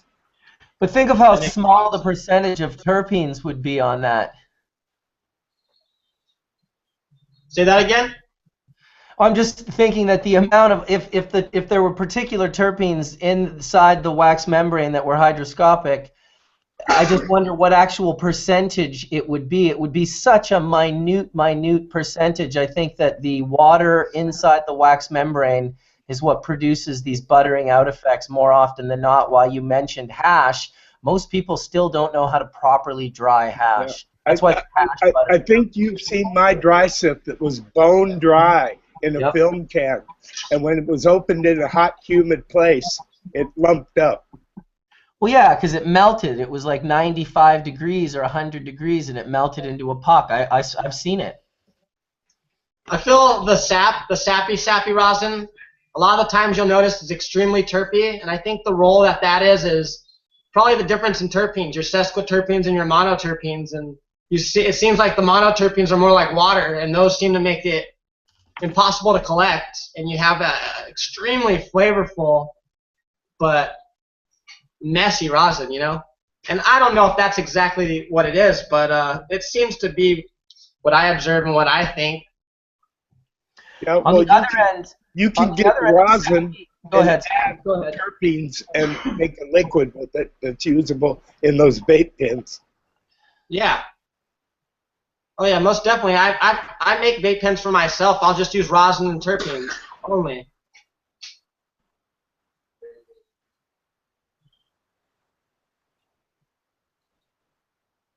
Yeah, I would say that, I definitely have a lot of rosin that's flower rosin that butters out, and it seems to happen a lot more often than with the hash rosin. With hash rosin, it seems like there's just that lower amount of terpenes in there, or maybe the terpenes that are responsible for the buttering have gone out, or maybe it's a little bit drier. But across the board with flower rosin, it butters up eventually, and it could be just, it's more humid here in Seattle where I'm at, but I think that it's really, the terpier rosins, as those terpenes are evaporating out of it, it causes the crystallization of the cannabinoids in there, and I think that that's really what buttering is. Right. Rob explained it to me. It's just basically molecules moving away from each other. The lighter terpenes are moving away from the heavier cannabinoids. So you're going to get separation, and nothing's really stable even. It's just a matter of time as we deal with it. And it makes sense because if you dissolve the terpenes in that solvent called water when you made your water hash, then you wouldn't have the terpenes present that you would if you just squish the bud. Exactly. And that goes right to what you were saying about pressing a little bit warmer with flour will be less butter prone because you're going to have more terpene loss. It's just, we press at low temperatures, and a lot of strains, they will be buttering straight out of the press. Like, we use the enchilada technique where it's, kind of directional flow out of the plates, and it's literally spitting butter as soon as it leaves the plates, which, it's not on there very long either with the directional flow, so. Nice. Super terpy. Hey, Phil, Dr. Mark here. What's going on, man? Hey, what's up, Mark? Hey, what's going on? Hey, what kind of test results have you seen? Have you guys done HPLC on any of these? No, we haven't actually. Probably going to be doing a lot more testing this year. Right. Really, I did a little bit in the beginning of last year, but definitely got a lot more development this year. So I'm hoping to see a lot more tests to throw up for everybody and find out a little more about it.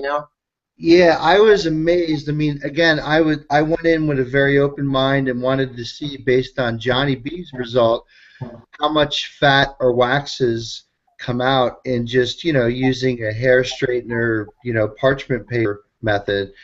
And I don't see any waxes or lipids, or none that I can detect. And my HPLC purity is, it's 100% pure THCA. I estimate it's more like maybe like 96 or 98%. It's hard to tell because the other cannabinoids are so minor. This was a hash plant that yields anywhere between 18 to 20% just routinely squishing nugget that you would smoke.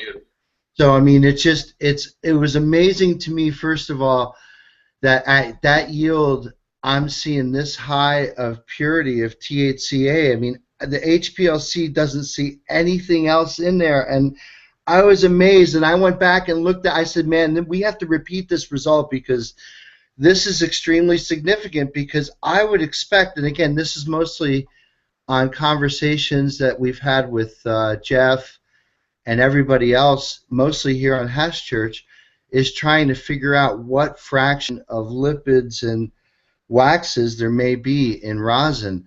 And I again, when we looked, we didn't see it at this particular sample done this particular way. We didn't see anything.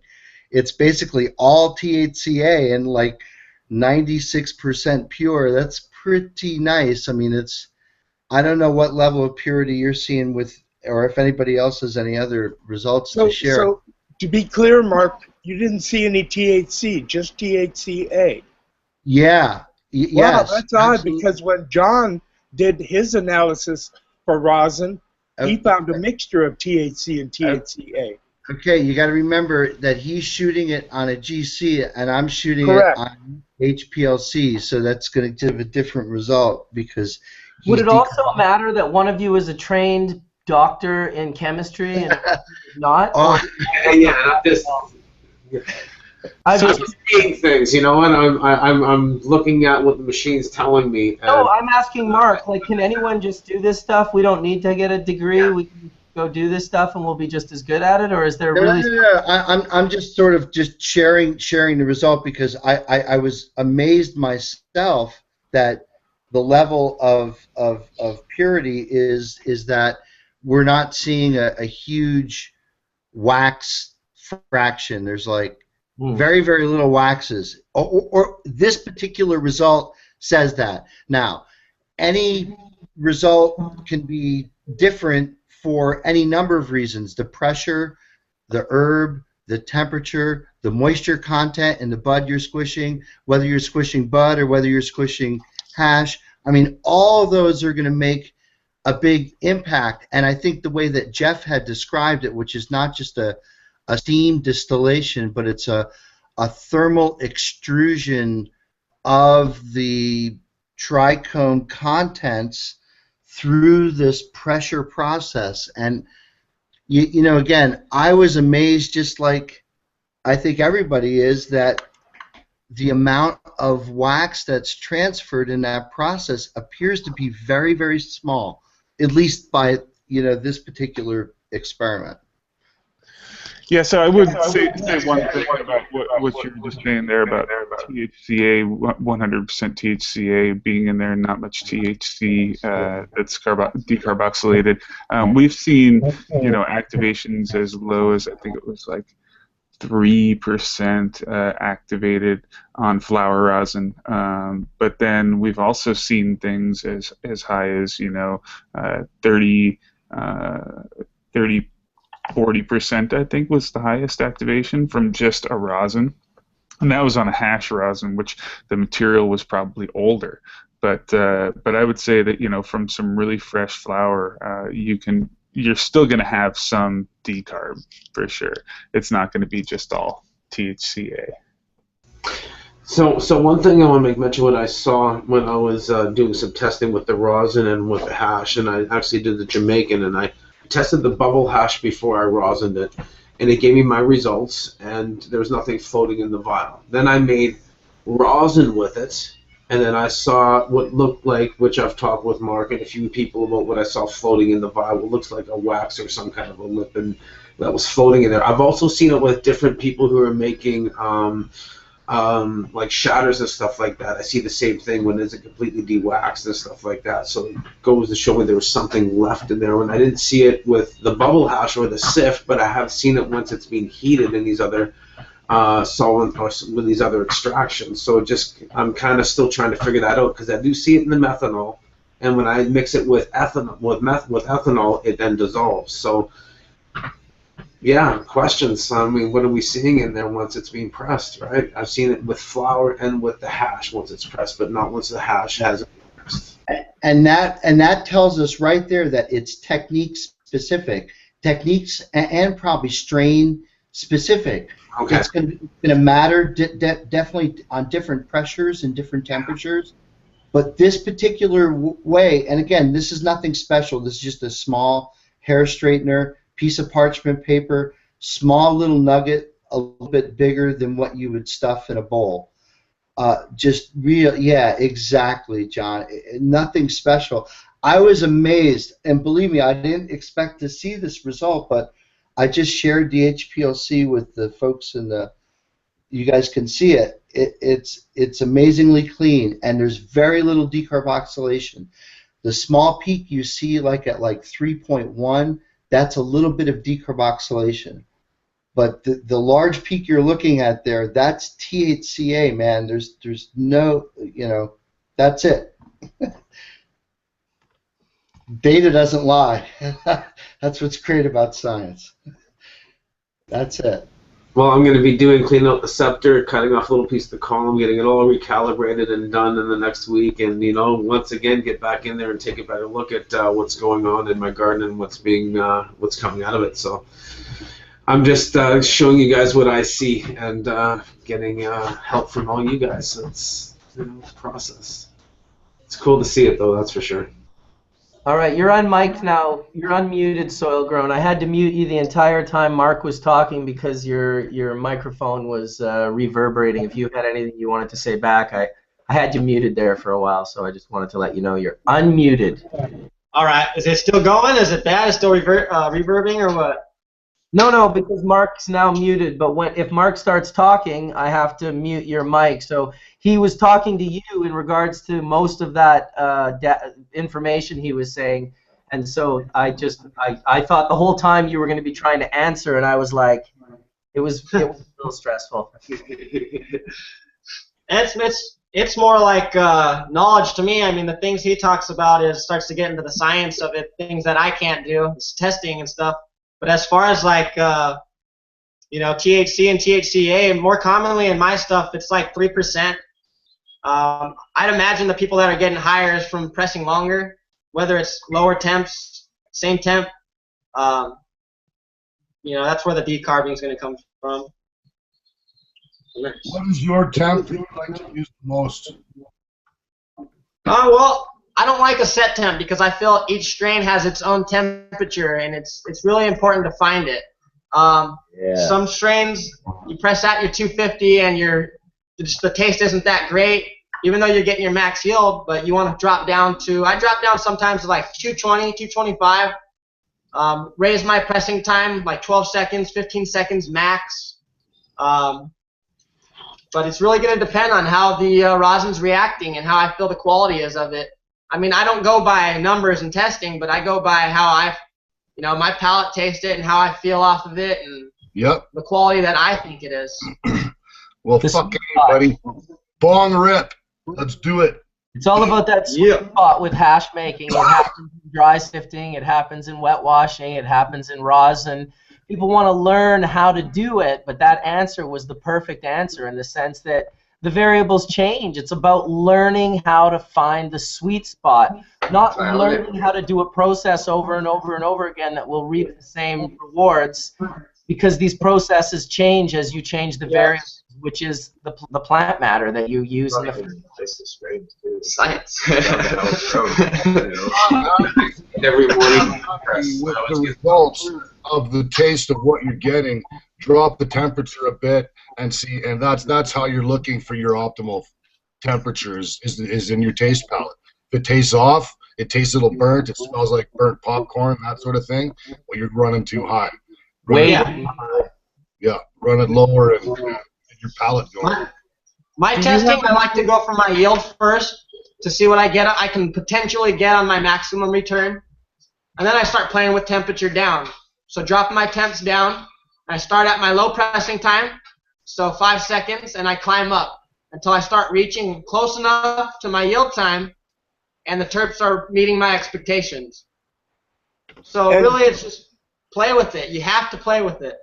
Do you feel that you can get a quality product and a good yield by using practically normal room temperatures, but a multi-ton press? Haven't seen that. Say that again. A multi-what? A multi-what press? A multi-ton press? Say a 50-ton press. Okay. I just don't see it happening because, I mean, you have to lower the viscosity of that oil. You know, it's going to take time. It will start oozing out, but pressure creates heat.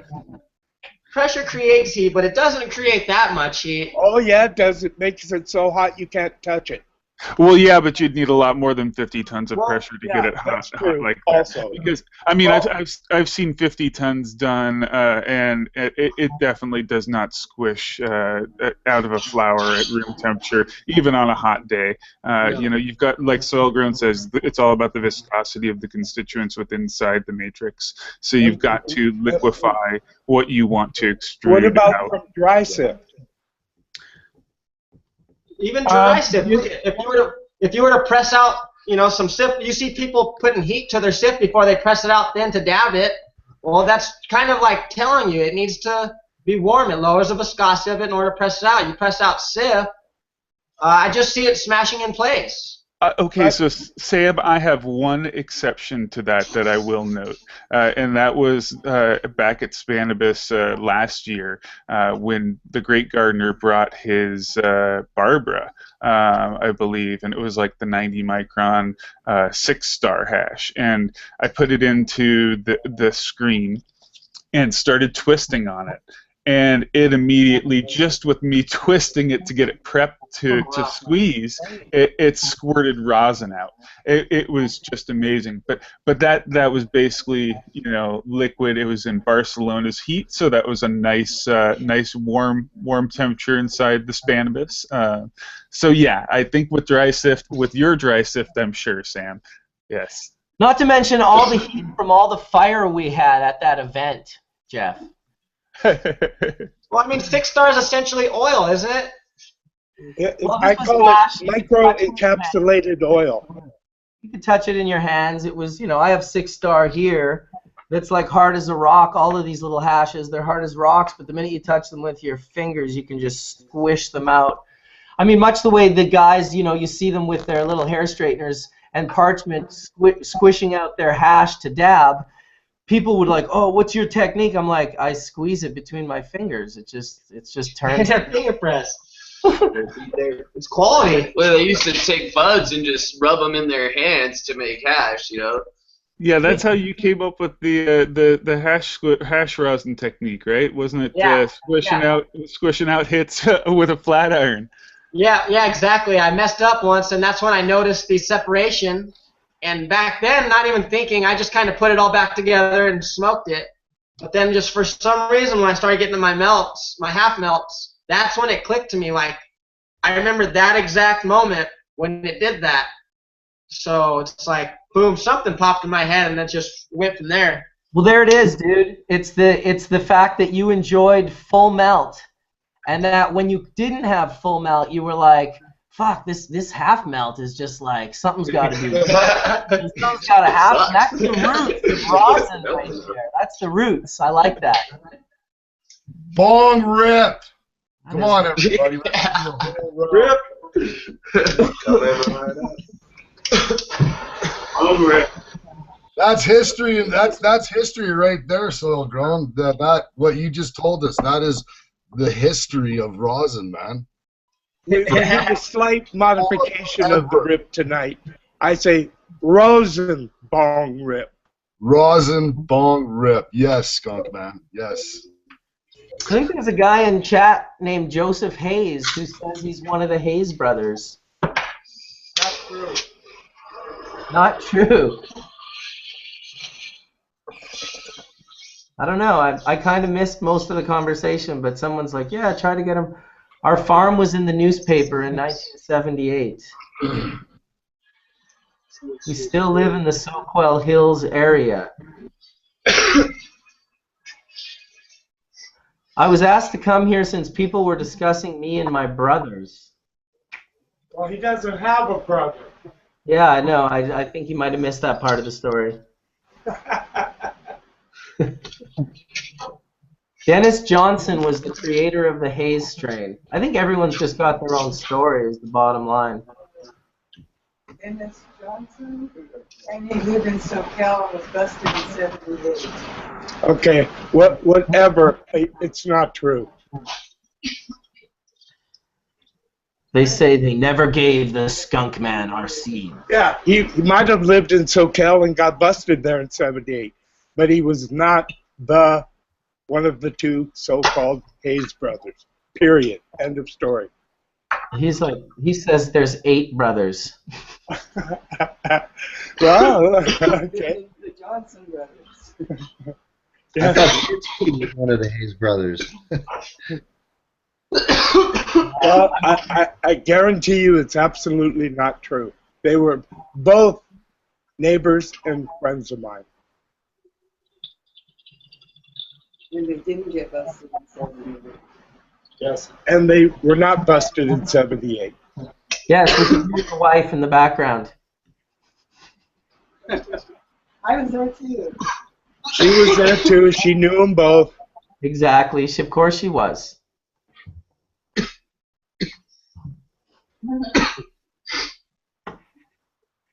Some good coughing happen in the background. You guys rocking some coffee coughs? Who's coughing there? My morning coffee. Oh, it's almost that time. It's time for a little test. And Phil, how many people have tried to tell you they invented rosin? No, man. And I don't know. It's like, I don't like to toot my own horn, and I know that I didn't invent rosin. You know, well, it's you were been pretty around close forever. to it. You were close to it because I guarantee you the rosin that Compassion was making, it sucked. I know because I tried like with 50 grams or maybe even 100 grams of dry sift, and I got diddly squat quality. Oh, wow. That first that first Compassion, those photos that he posted in like 02 or whatever on Overgrow, and then IC Mag later. He did it better than me. He did, absolutely. It was white. He scraped it off the sides of that bowl, and he had like the shit. So did I, and I got a few really good hits, but it wasn't as clean. Well, you can't compare it to your. He's taking no melt and making some melt or not melt but oil. You're taking like dry sift that doesn't need any help in any way, shape, or form. Well, no, it was not the very, very best. It was more like 60% rather than 99.9% heads. Oh shit! Now I know where you're coming from. Good bong rip, D? Yeah, I think if it was too milty, that was definitely an issue back then because it kind of like, everything just smeared rather than staying in a ball because it was kind of, I don't know. Compassion's method never really worked well for me either, Sam. Okay, well, that makes me feel a little bit better. But guaranteed, it wasn't the words of his method that got you excited. It was the photos of hash that I'm talking about that made you try that method in the first place. He had it down himself. Yeah, dude. For sure. I looked at this and I was like, wow, why would you heat your hash up and do that? And then I see his melt shots. And I'm like, I guess that's the good way to do it. And it just never worked out that great. It was always too much work for too little reward and not high enough quality. So yeah, my yield was terrible and the quality was, it did melt and almost pretty much bubble, but it wasn't great. It wasn't clean. Right. Well, it should melt considering it's oil, not hash. There's no melt factor for oil. You don't use the star. Well, but it gets melty and bubbly. Yeah, and it's the same exact problem that I was running into. I was really stoked on the flower rosin thing as soon as Soil Grown came out with that, and I saw that on there. But trying to do the hash rosin, it really, you could take a 3-star and turn it into maybe a 5-star or a 4-star, and it was a lot better than it was before. But until Space and I figured out the screen technique, it wasn't worth it to hash rosin, to make hash into rosin. Well, I agree with you with the original method. It just, once people started using screens, I guarantee you that people were getting some amazingly high yields. Yes, going on. Go ahead. Find it. That made it that just made it so much better for hash all around. It's like that was the missing link for the hash rosin, the screen. Absolutely. When I was using the 25 micron bag that you just press the hash out with and everything and twisting it up, me and Mark did a video on that. A lot of that stuff went up it's absorbed into the screening and stuff. Those nets, those little pouches are fucking perfect. No, that's why you need the tea bags. Yep, huge difference with the tea bags. Night and day difference. I wouldn't do it without the tea bags again. Well, I did it without the tea bags, but just fucking around trying to see what was what. But like you say, you lose a lot in the twist. Yes. Yeah, and the purity. Well, oh yeah, I guess without the screen, the purity's not there. But yeah, the twist was kind of just, at first we actually folded it up kind of like a tea bag. We took a ½ ounce and took a 25 micron screen and folded it all up, and that worked really well. But then I was doing these small amounts, and so I ended up, twisting it into the corner of a screen, and that's the first technique that I showed everybody. Yeah, we used it. It worked. But the tea bags came and took it over. Like, dominated it. It was awesome. Yeah, as soon as it was, wide knowledge that you need a filter, people tried everything. I've seen all kinds of things, coffee filters and everything's been used to make rosin for sure. And there's silk tubes, stainless steel tubes, but I still use pretty much the same thing that I've always used. Hey, well, everyone's talking and stuff. We're gonna pan in on the press. We're gonna do a little 5-gram press real quick, so we'll just have it up on our little screen while everyone's talking. I'm gonna watch. I'm not talking. I'm watching. Let's check it out. Might as well load a bowl. Bong rip it up. Rosin bong rip it up. Might be a little soon. I'm just doing a little hand press here. You must have very strong hands, John.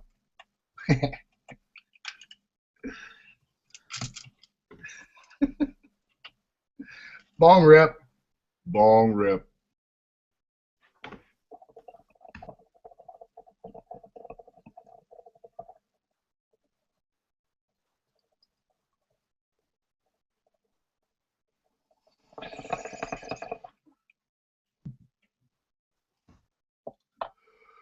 Rosin pouring right here at its best.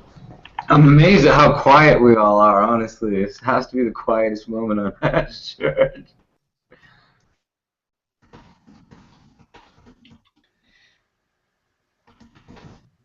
That's taking my bong rip, sorry. Still answering. I'm trying to answer this guy in Hash Church still going on about the 8 Hayes brothers and how he's like was in High Times in '83 and Skunkman, Sam. This guy's so fucking delusional that I'm gonna shut him up in about a minute. He shared all that he's gonna share, and he's just. Some people love to hijack the chat, and it just continues to make. Yeah, I think here we go. That looks good.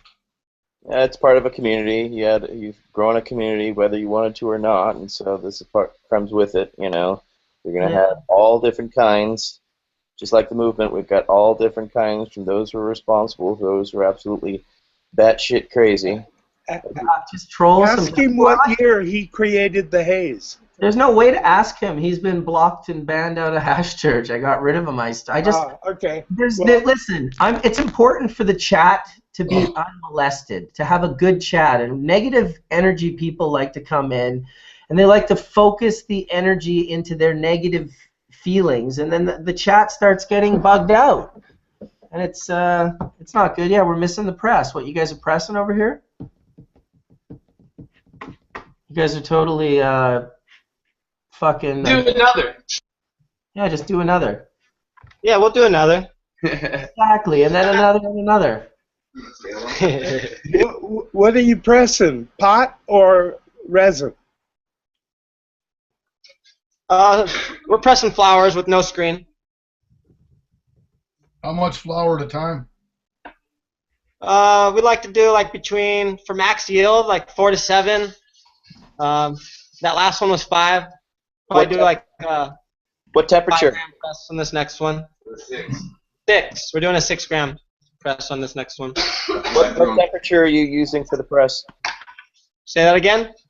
What temperature are you using for the press? Currently we're at 250.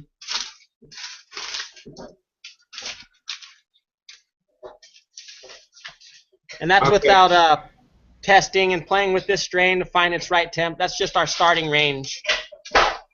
And you said before 12, 15 seconds? Well, I mean, at this temperature, you can get as low as like 5 seconds, depending on how it likes it. But Yeah, it ranges. It really depends on how it's reacting and how it's pulling. But probably more around like 7-8 seconds for this one. How much bud you using in a shot? This one we're going to do a 6-gram press. But you can do up to like 14 grams, but you just got to hold it longer. I prefer higher quality and max yield with smaller presses, like 6-gram presses. Right on. I don't think I've ever pressed more than a gram or 2. Yeah, I remember those days. Back-breaking. Well, it's just arm breaking. Yeah, you got that strong forearm, right? Arm wrestler's arm. Yep. You got a good view. Yep.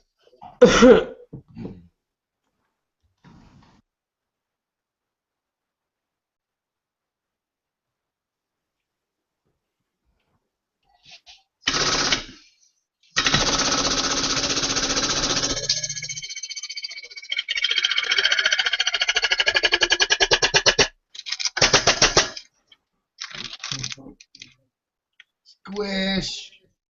Nice color. And do you guys make T-shirts that say "She's a Squisher"? She's a squirter? She's a squirter. She's a squisher. I love it.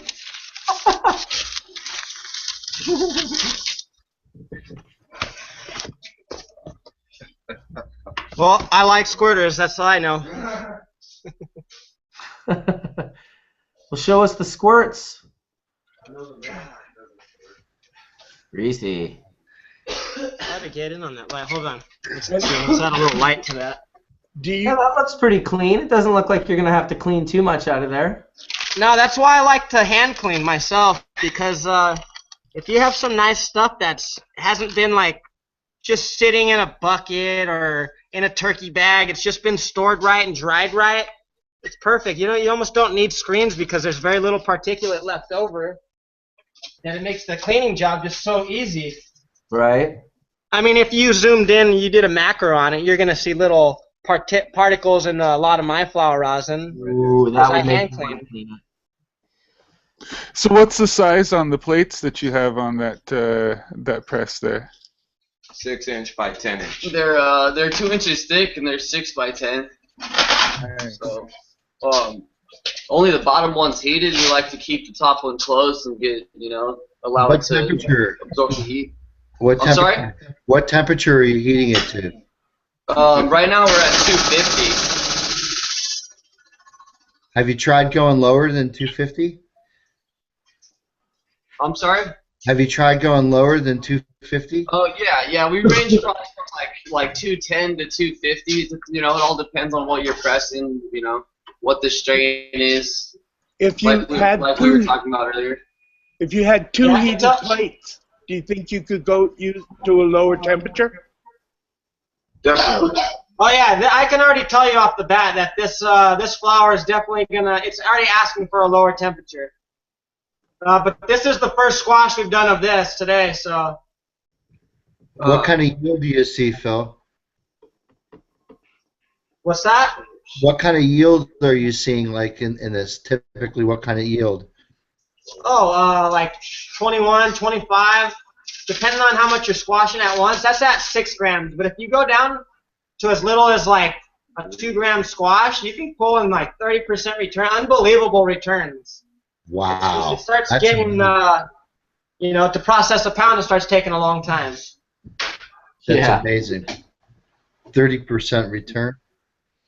But I mean, we'll knock a pound out in easy 3 hours, if not much faster than that, Quite faster. 3 hours blazing. Yeah, that's blazing. And, we did a half a pound. What you need to do is make it continuous operation rather than batch.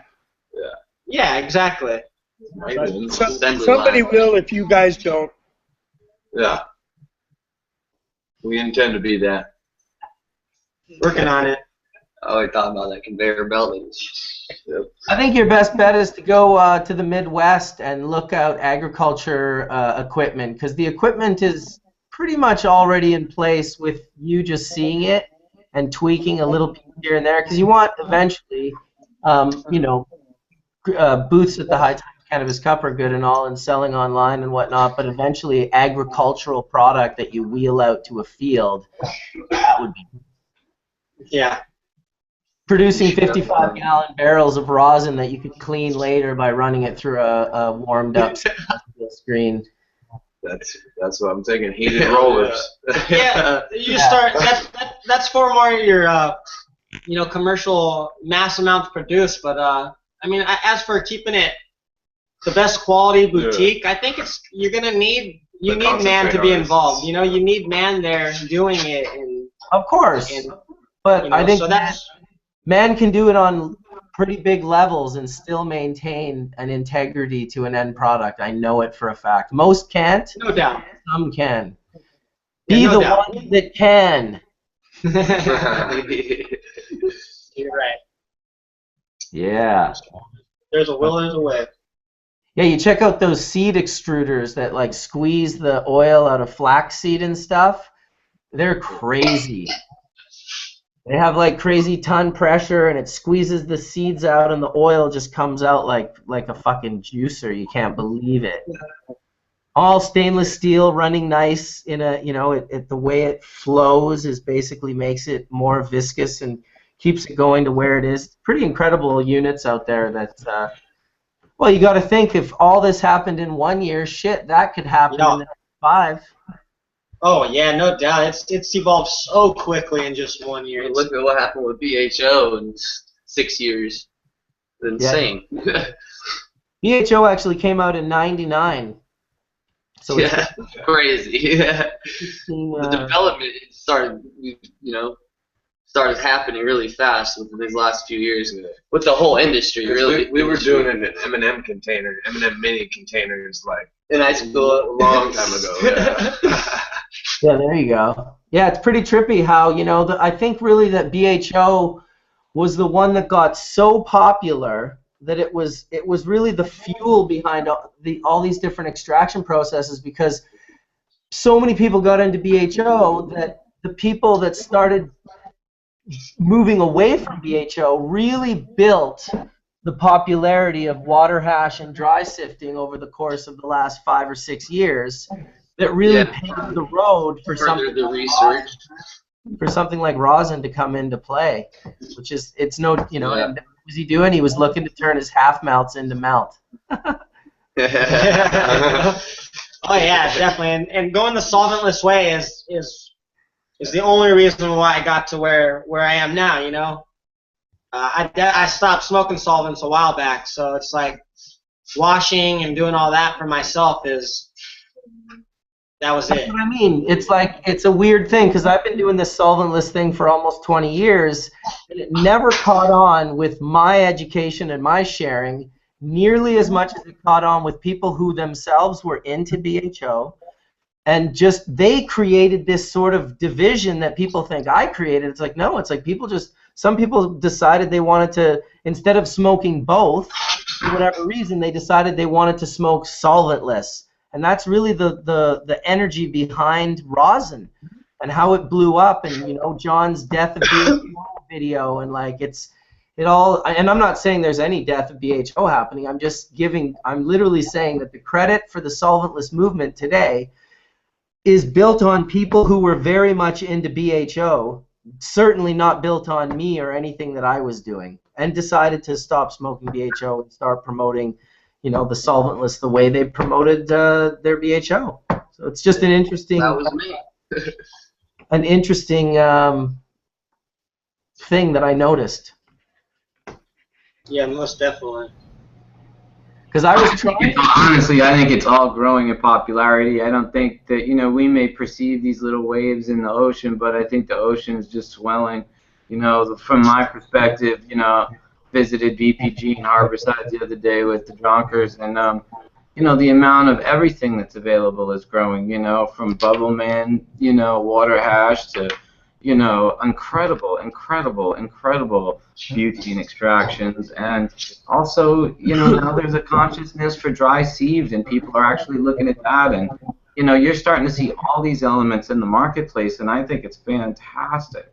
Oh yeah, there's just no doubt about it that BHO was the big super popular one that was the most popular. Like if you looked at hashtags, if you looked at how many dispensaries sell it, it's like there's no doubt about it that it was the king of popularity.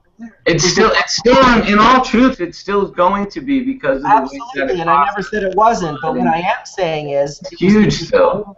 It was the people who jumped out of that group that really popularized this solventless movement. That's all I was saying. It's still definitely huge. Most of the dispensaries still don't have the 6-star of water hash or the super primo dry sift 99.9%. And thank God for rosin being as accessible as it is to the majority of people, that the dispensaries are starting to have that option. And you yourself have your own brand, do you not, Soil Grown? Oh yeah, most definitely. Awesome. And where can people pick that shit up? Mostly in the SoCal area. There's a handful of dispensaries. I haven't really put too much out there yet. Definitely gonna be a lot this year. Cool. But we'll look forward to seeing the waves that you create, regardless of how we perceive them. It's still fun to see them happen. You guys think that, you know, what I think is really exciting is a lot of accessible mid-grade clean oil is opening up to the masses, because, like, I don't have one handy because I don't really hit them, but those pens are becoming something in everybody's pocket. And, you know, when I talk to people using it medicinally, being able to pull that thing out and hit it without having to light something or hide behind the dumpster or go behind the back or any of that is so fantastic. And I love that we're all into, you know, high-end this and that, but, you know, seeing it get to so many people and benefit them, I think is beautiful. Oh, yeah. I think another aspect that's led to the popularity, you have to remember, is that, you know, I'm in the East Coast where there is no legal states with closed-loop extraction. And so if you're in a place where you can't get good, high-quality extracts that are lab tested, I mean, this gives people an option of how to make a dabbable product for themselves that don't have access to high-quality extracts. And I also do it now with every bag of herb I buy. I bring my straightener with me and I squeeze every nugget out of every herb I buy. If it doesn't oil, I don't buy that bag now, right? So I have a test press, yeah.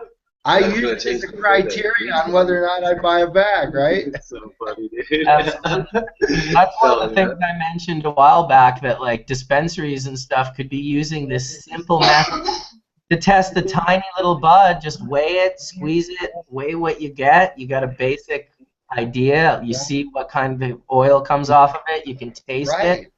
I mean, it's a pretty as a diagnostic. To test. Yeah, you can squeeze that oil, run an HPLC, and you could detect what kind of genetics that oil is delivering.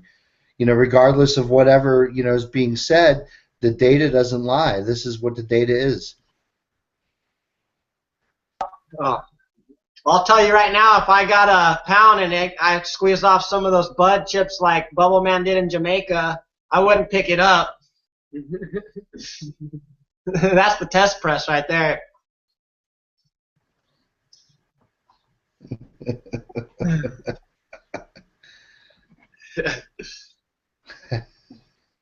You're muted, Mark. Yeah, I know. I was just like, oh, I'm muted.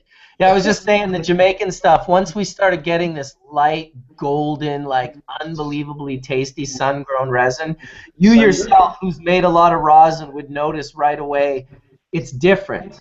Not like what you're pressing at home. And once you get something nice and then start seeing more and more things, we just happen, I swear those first 5 guys all had weed from the same grower or something. They were probably a crew of guys that all rolled up and were like, yeah, check this shit out. We got this going on. So it's interesting. It's definitely a good way to test bud. Great way to test hash. So what were you seeing more of that was pressing great out there? Was it a lot of sun-grown? A lot of it was sun-grown, or? In Jamaica? Almost everything in Jamaica was sun grown, but some was indoor. But the indoor Jamaican sells for like $10 US a gram straight up, no matter how much you buy. Okay. It's like Rockstar and like wealthy people weed. So you're not pressing too much of that shit. Yeah. Like, a couple ounces for 600, and I'll press them up. If you press a CBD variety that basically has really large amounts of CBD but nothing else, what do you get? Do you get rosin? Well, yeah, you definitely get rosin. I mean, it's really going to come down to the strain. I pressed some CBD strains, but I haven't had them tested to see like how well the everything carries over and what the percentages are that carry over. But a lot of the times they don't put much out. Those are your, when you're getting CBD oil, it's a very expensive oil because you don't really get much. Yes, Sam. Sam, the answer is yes. I've made rosin from high CBD as well as CBD THC that are pretty close to 1-to-1. And it looked like regular rosin. No, actually, it's funny you asked that. It's a lot more gooey. It's not as like sometimes with rosin with high THC or high THCA rosin, like this hash plant rosin. After it would cool down to room temperature, it would actually harden and almost become like a glassy solid. Like almost, when I say glassy, like it would fracture like a glassy solid. And what that is THCA, crystalline THCA. I mean, it's already starting to form a crystalline solid. You are applying some heat, so you're certainly changing the terps for a very small period of time, and you're heating it, and you're heating it under pressure. So you are changing the content somewhat, but I would think that, again, what you're seeing mostly is just THCA if it's a glassy, crystalline kind of material, because that's what the HPLC is showing anyway. I think you're probably right. Yeah, Sam, you know what we see like for like a 1-to-1 THC CBD line, we would see it would be a lot more gooey. It wouldn't be like, even if we let it cool down, it would never cool to a solid. It's a lot more gooey, and I think that makes sense because, again, there's enough material in there to keep the THCA molecules from being able to crystallize with one another, because there's enough CBDA in there too as well. Makes sense. I was gonna say I got some high CBD strain here. It's like 10% CBD. I've never tried squishing it, so I'm gonna try squishing it right now, just for the hell of it. Yeah. And does it have any THC in it? Hardly. I can't detect it on my GC. So. Oh, cool. Yeah. Here's a material. Do you see this material here? This is a. I think it's about a 1.1 to or about 1.2 to 1. CBD THC, and you can see it's kind of like a gooey kind of, I don't know what you describe it as, just a gummy kind of oil-like material. This is a rosin.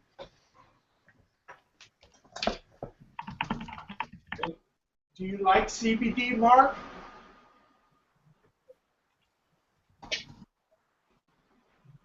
No, not. This is all for medicine. Okay, Sam. no, I understand. More power to you. Yeah. Trying to cure cancer, and keep the lights on. I guess.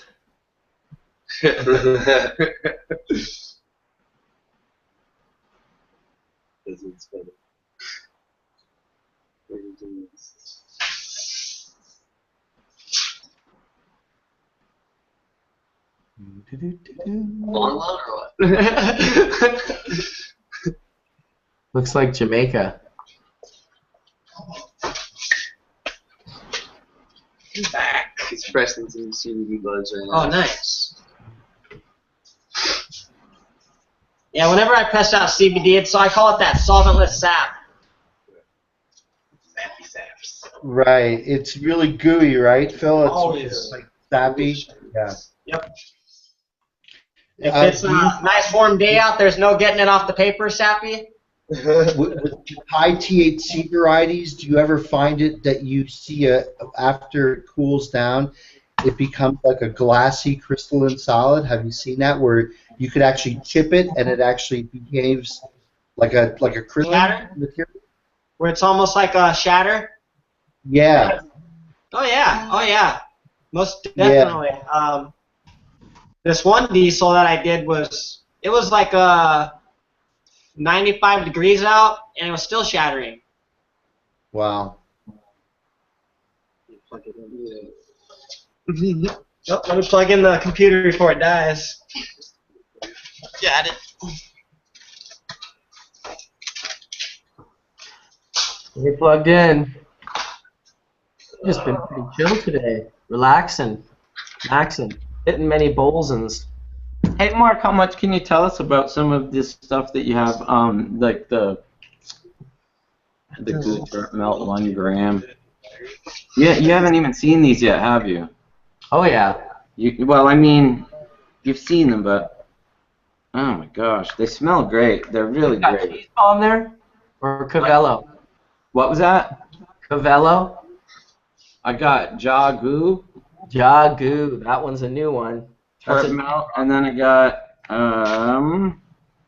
Goo terp melt, and then I lost the sticker one, that one too, you know, I got that one. Damn, I bet you that's a cheese bomb. It's super delicious on the cheese bomb if it is. I like it. I think your logo should be a little bigger though. Yeah, those stickers were a mistake actually. They were printed too small. Okay. Alright, well then there you go. But it's really just a metaphor for the humility of the brand. It's all about the hash, not the logo or the... Thought you're just making me squint. Yeah, no doubt. Is that what we want? It smells delicious. It really does. Oh yeah, I got up to go get my damn rig, and then I got something to drink, and I fucking talking, and... Your dab rig? Yeah, look, I got all these goodies. Well, good are they if I don't actually use them? But they are pretty and they smell good. Other than that. Well, you gotta use them better than that. Gotta do a little bit more. What's the next event for you, Soil Grown? You gonna go do San Bernardino? No, actually, we're going to the HempCon. We'll be at HempCon this weekend in San Francisco. Right on. Me and Sasquash, we're going to have a booth up there. We'll be pressing buds. So anybody that brings buds by will be squashing out whatever, hash. And nice. Giving the whole rundown on the rosin tech and the squash. Beautiful. Well, I'm sure a lot of people will come down and check you guys out. It's always... I always just used to give bong rips away at my booth at the Cups in the 90s and the 2000s. And when I started doing the rosin, we really just sort of did it for the first time that year in Barcelona, and then it just became like in Jamaica we had a big press. It's like, of course we're going to press people's nugs or make hash. Very few people have a kilo to be like, yeah, make some bubble hash for me, man. But everyone has a bud. Literally everyone has a bud in Jamaica. So get a squash, yeah. Yeah, you guys should definitely go to the Cup in Jamaica next year. It's a good event. Oh yeah, Jamaica would be fun. We're definitely we're gonna be traveling a lot this year. So. Excellent. Well, I'm sure I'll see you. Yeah, you going to San Bernardino or what? I'm still trying to get into the U.S., so I'm working on that. It could take me another 6+ months before my waiver comes in, but. In the meantime, I go to every other country. So I'll end up in Jamaica, I'll end up in Barcelona, Amsterdam, maybe like Chile. See what happens. There's lots of places. Mexico, Brazil. These are a couple new places coming up. Well, we've been talking about coming out to Canada. Dude, come on up, man. So, definitely hit you up when we come out that way. That'd be awesome. Absolutely, yeah. We will link. We will have a session on my deck and laugh about the good times. Very good, very good. When are you heading up, D? Tuesday, I'll be I'll be there. Joey's on Wednesday. Been a bit. Always good to get your favorite food when you come back into town. Oh, yes.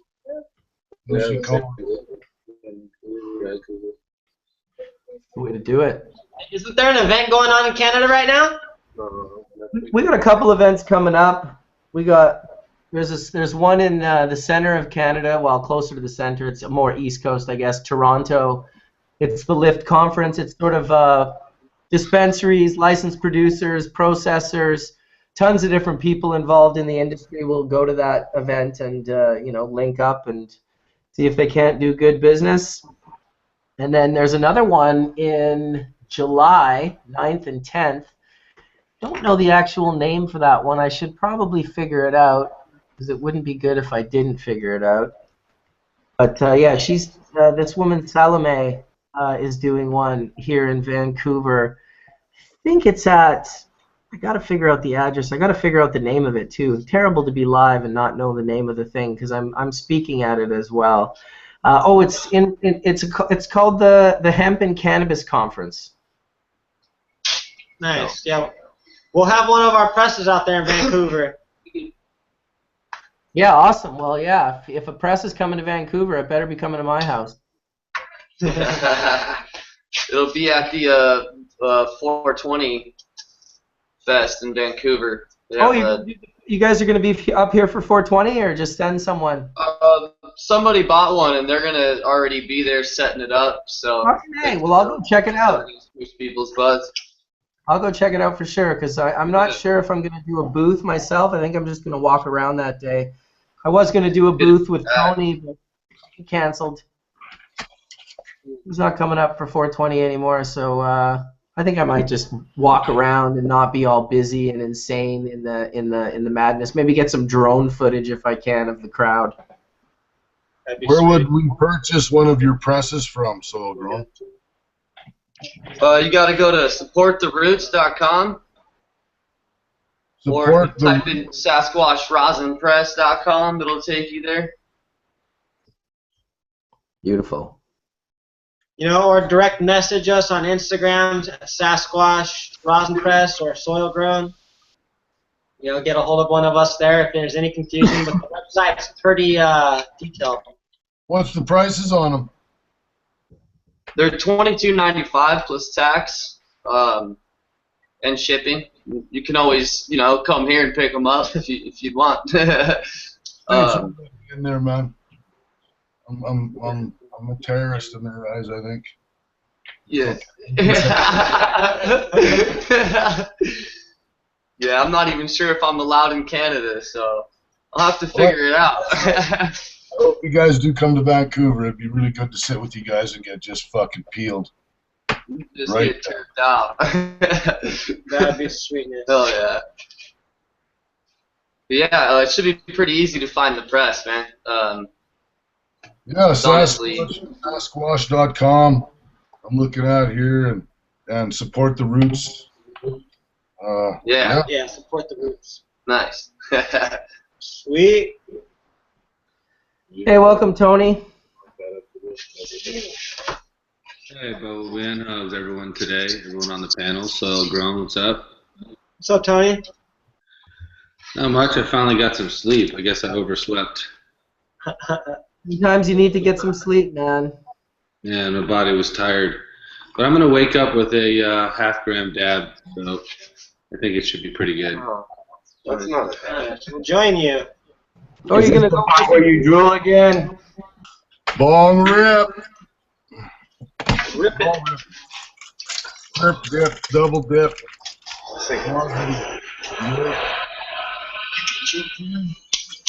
A half-gram rip. We're going to have a revamp of drooling from last week's Hash Church. Did you get your rig, Todd?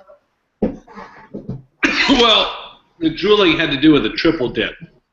Triple dip bong rip. This one is just straight rosin. Someone gave me last night. But it's a half-gram.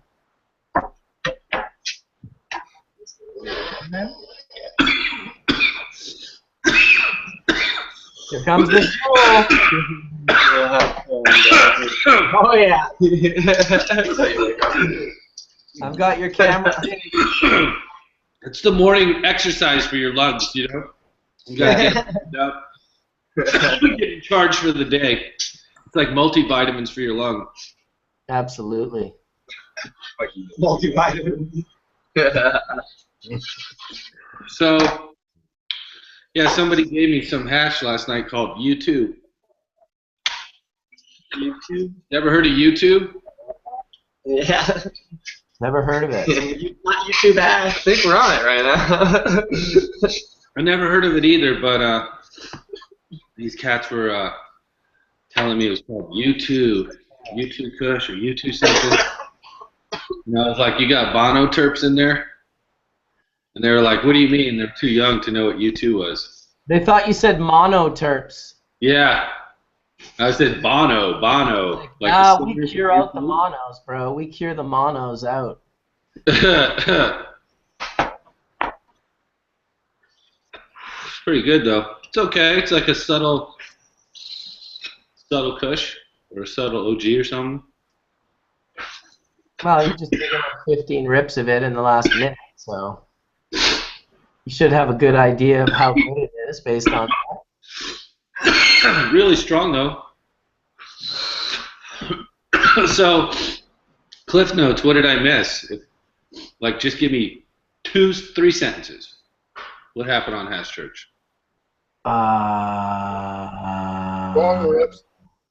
Yeah, we smoked some hash. We talked about rosin. Bubbleman's connection went out a couple times, and everybody else took over the church. Yeah, I froze. What is that little doll? What is that little thing there? That's Sam I Am. That's Sam I Am. I just saw a little doll talking from like projection talking. Like, what is that? It's like not even a puppet. The mouth doesn't even move. It's just like. Well, take a bigger hit and you'll see the lips move. Yeah. The lips do move after about 1.5 grams of hash. I'm not gonna lie. Yep. Did you have my friend Danny on? She was talking about it. Yeah, she came on and shared a little bit, and she was super gung-ho and told us what it's like to be Steve's personal assistant and shared a little bit about Harborside, and we just had discussions in general. I talked about how do we,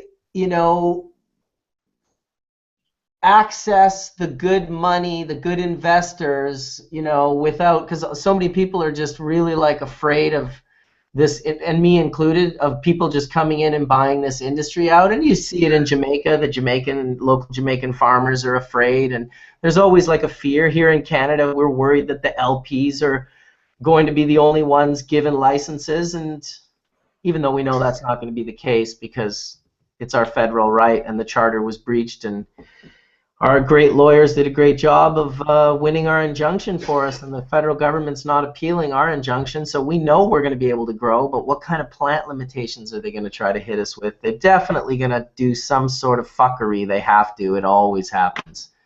Be very surprised if they didn't. Will that fall onto the new licenses, or are the grandfathered licenses going to be able to stay as is from... I don't think there's anything grandfathered. Because that would also be a breach of anyone's charter, that certain people would be allowed to have something that other Canadian citizens wouldn't be. Makes no sense. They have to make it available to all Canadians. Future and I'm just looking at it like families that have been passed down submachine guns or certain types of weapons that are banned now are still allowed to go down and stay in the family because of the generation grandfathering clause. That's where I was kind of looking at that clause in the law. If we're grandfathered, do we get to keep them or not, right? Yeah, I guess if we were grandfathered, I can't imagine it happening that way, but I guess we'll see in August when we find out what the MMAR2 is going to look like. Well, I tell everyone, I go, just anyone that asks me if I'm on the plane or talking to anyone, there's always people I meet that are super charged up and gun-ho to jump into the industry or invest their money. Like, yeah, what should I invest my money into? And my answer every time is nothing. And they're like, what do you mean? I'm like, just sit back, because this is a giant experiment. And when you're part of a experiment that's been divided among multiple states, there'll be multiple experiments, and multiple experiments in each country. And there are opposing forces, even if it's legal or if they get it passed a certain way. You're always going to have those opposing old school train of thought people that are opposing it. And it's going to take a while to get those people out of the systems. They have to die. They have to, it needs to be another 40 years, 30 years for all those people and all of that just to die and go away. Just like how racism was something that was like hardcore on our country for so long, and it was just like, get out of it. It was just like still in the 60s. And it's taken 40 years where people are just like, get over it. Like no one gives a shit about racism, and they shouldn't. And so the same thing is going to happen here. We're in these little experiments, and what I notice is, you've got different bodies that can, or different people that can push different weird laws. And every 3 months, whether it's Oregon, Washington, Colorado, there's some new little curveball to deal with. There's no unified countrywide, federal-wide rules or standards of how to do certain things in business. So, you got to sit back and see what the fuck's going to happen. But I tend to always agree with, like, when Todd's main point is you're pushing forward. The idea is to end fucking prohibition. Push forward. So take what you can in each little battle, a whole bunch of battles, and the movement's going forward. So, I don't know, man. Like, Oregon and Washington, like, look at how those experiments have gone. There's certain things that get passed or different rules that get passed that just throws the system on its side, and then it just doesn't do what it's supposed to do. Well, that is the advantage of our system being federal, even though I'm sure now the provinces, it'll be interesting, because I don't know how the provinces are going to mandate dispensaries. I know they're definitely down with taking the $30,000 fee, but there's no real ability to protect them from the federal government. Our provincial mechanisms aren't in place the way your state mechanisms are, but our federal program is in place the way your federal program isn't. It's totally bizarre. It's completely bizarre. And it was just like we were in Oregon, and we were talking. We got through approval process of what we were doing there, and we tried to present just a simple roll-on, just a roll-on for arthritis and pain relief and neck pains, and something that was easy to get to patients. And Oregon put a hench on all kinds of different extracts, but then they were like, yeah, well, everything has to be child-proof in a certain way. So now we're going through that step where I'm like, what do you mean? Like, we can't put that inside a container that's childproof? And they're like, no, everything about the actual product has to be childproof. So to get childproof caps that go onto roll-ons that I make, that pretty much defeats the purpose, because of the fact that 70% of them have arthritis or have medical conditions in which they can't open something like that. They can't squeeze and open it. So that's what baffles me, is they don't look at it as medical patients. What can we do for medical? They look at it like, how are you bending me because it's cannabis? It's like they're just not connected, Dude, is he done packing boxes? Because you would not believe how loud that is in the background. Every little bang that he does, it was just like bang, bang, bang. Bang, bang. So what's interesting about that, it was one Whole Foods bag that was opened up and 2 items were placed inside it. Come on. People will have to rewatch that. It was like 15 minutes straight of banging. Yeah, no, it was just, I apologize for that, but it was I was trying to look to whose mic to mute, and I was like, it has to be coming from his. Oh, we never got Chimera in here today. I wonder if he tried to come in when we were full. I definitely sent him the link through Skype. We still got close to 1,000 people watching after 3 hours of hash churching on a beautiful Sunday. I did go and see Todd the other day. He had me up to his house. Yes. That was a good time, my man. Yeah. Dude, I'm still high, honestly. That was a lot of fun. Thank you for visiting. You know, the Drunkers had a blast. It was really fun to sit around and go through things. And, you know, it's so interesting to, you know, to see the evolution of knowledge and how we're trying to understand, you know, what's around us better. I mean, I feel so infantile sometimes in our really grasp of cannabis. If that makes sense. Maybe it's just because we're sitting there stoned. Yeah, if you look back on history, especially that night, knowing what the Drunkers family has done to preserve history and artifacts and architecture and give us something, it's like a gift to remind us of that evolution. And I remember walking through that in Spain with Bubbleman, and you just see, like, cannabis ocean. You see this shit for, like, early century, you know, and how it was perceived, and then where it went, and then it disappeared, and now it's back, and then it's getting like, just like the information boom, like how the internet exploded. There's a lot going on right now, you know, and there's It's really fun touring around with them, considering their history, you know, and that they grew up. And I was asking them about when they started, you know, light depping greenhouses, and they looked at me kind of funny. They were like, "Always? What are you talking about? We used to pull the tarps over when we were little boys for our dad, you know." And this is, you know, early '80s. You know, Ben was doing it in the '70s. You know, Sam, when did light dep start in Amsterdam when you were there?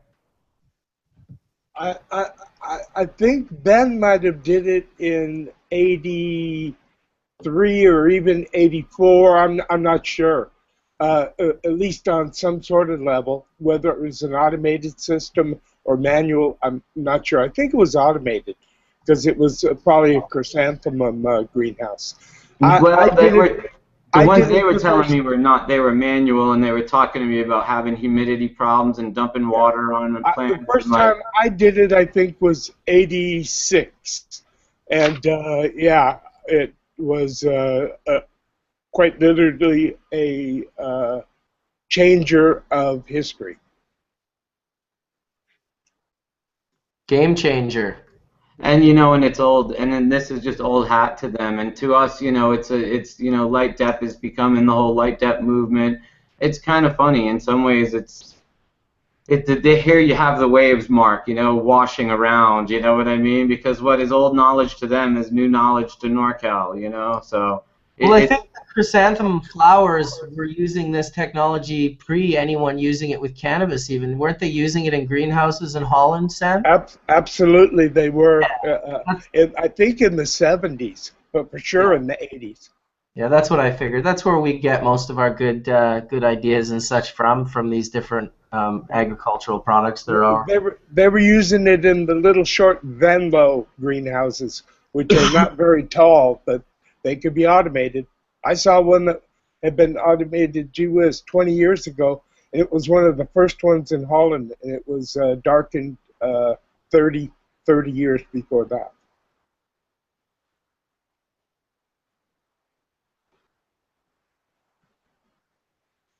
That's it, like 1960 maybe.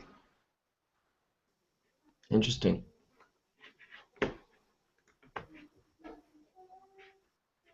Everyone's freshly medicated. Etienne was at that little get together as well. The other night? Yes, I was. Got some stuff still almost gone. Need to get some. But yeah, it was definitely fun, and you know, it's been. I've got to meet the other two. I've met some of the other Dronkers and the senior Ben, and been to the castle, and of course, seen the history that they've changed not only in just, you know, the flowers, but in hemp. I mean, what they have done in Europe and to push the industry, and you know, from using the hemp for animal bedding, and now that his hemp products are actually in a lot of the high-end cars there in Europe now. So its influence hits us on so many different levels of what the Sensi family has done over the last 30 plus years of really trying to not only just push the recreational side of this flower and the freedom side of this flower, but the industrial aspect as well. And Ben himself has worked on many other aspects to free people and work on changing laws as well. So it's kind of been a beacon of light for many of us to see that you can walk the walk and talk the talk, or you can actually put your money where your mouth is. And Ben and the Dronkers family I have to give them much props for always definitely making it out there and making sure cannabis is out there for everyone in all aspects. True. And thank you, Tony, as well. It was fun tasting all the terps and the flavors and great stuff. So, what'd you think about that? We gave you. I think you tried the Red Congo, the Long Valley, the Purple Punch, and the Kush. Well, last year you had come by. We did one of those sessions, and I got to try the modulation. So it's definitely different types of modulating, the different things that we were trying, as well as from the different drops, how much the drop was, from the terpene mix to the straight terpenes themselves. So it was just very elevated, upper cerebral, very clear thinking. Came home, went to sleep, no problem at all. It was. It's fascinating, the science, and to watch, because I always, as a foodie, I enjoy deconstructed food and then putting it back together, etc. So it's interesting the applications now happening with cannabis, and to see diversity, then diversity of flavor, then constant diversities of flavors depending on dips, flavors, mixes, dry sift, static, hash, etc. So it was fascinating to see the nuances, the different nuances. The significant thing in that progression of how it's being presented, or as you said, deconstructed, is is what I call the flavor zone. How much smaller it gets. Like from when, if you ever played tennis, you always start with a big sweet spot, and like it's a big racket, and as you become a pro, that racket becomes more fine-tuned and has such a really small sweet spot. And so that's the same thing with going from an extract to pure terpenes. When you have full melt and you press it out, there's literally a sweet spot when you're burning your quartz nail or something, and you're waiting and you're like timing it out, 41, 42, 43. You're looking for that sweet spot for your hash to melt. So terpenes have a very, very different sweet spot, and the fact that anything past 451 degrees ignition, combustion, it changes the taste and flavor drastically. And that was interesting to experience when I got hit with that steam one. It was totally different than the actual one that was brought back down to that 420 temperature.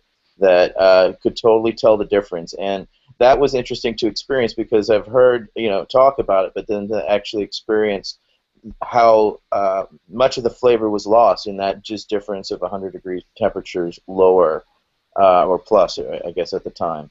And also the feeling, the wash of the anandamides across the frontal lobe, as well as how it came across the palate, starting either at the front of the palate and working its way back, or backwards, forward, or as I stated also, when the cottonmouth had started to come from the back forward there when we were at the straight terpenes.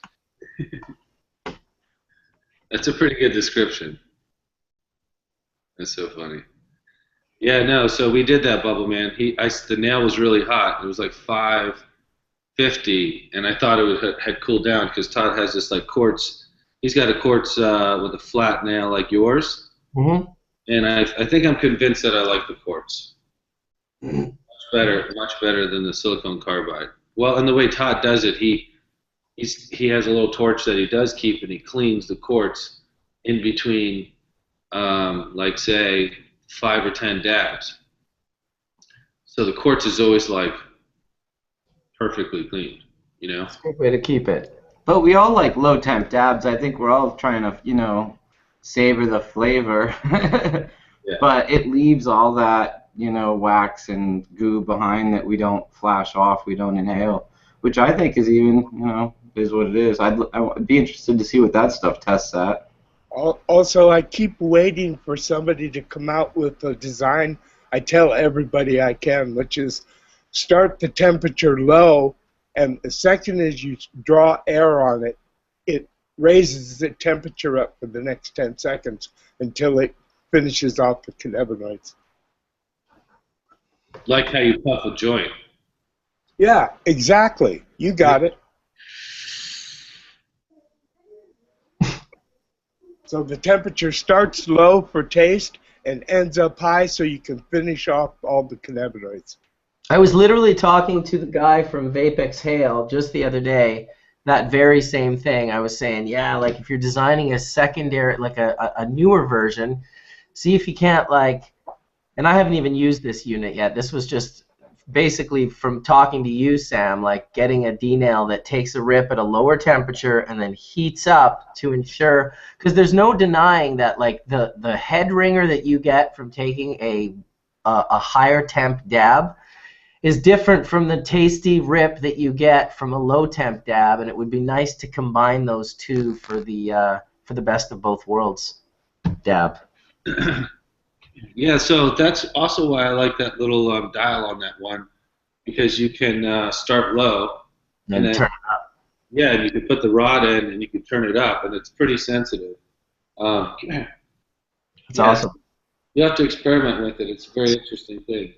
Yeah, I'll have to have like a Google Chat puff session with you so you can show me all your little tricks and tips before I do my review on it, because it's nice to use a product for a while. Like I've been, before you just go and tell people about it, it's a product you don't even know. You need to try that product and go out in the world and see what pisses you off about it or what you love about it, and then, be able to accurately share that with people. What's up, Pup? Oh, yeah, this is her day. This is Hash Church, baby. Yeah, she waits all Sunday for her day. She's like, yep, I waited all week. This is my day to be with you. I'm going to be with you. You're on Hash Church.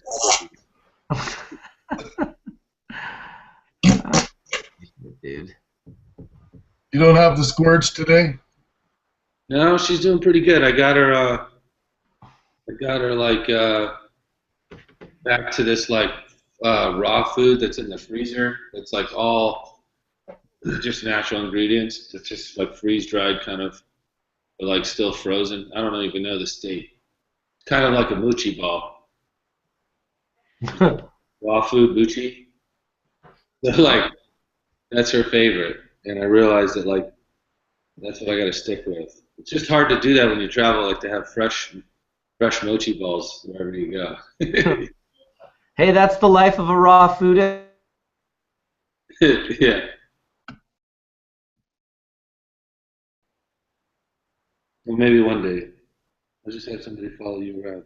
Bong rip? We'll break this up with a bong rip. There was a pause there for too long, so let's get higher. What are we all smoking on? I'm taking the last rip of this. This is some this is some terp sift.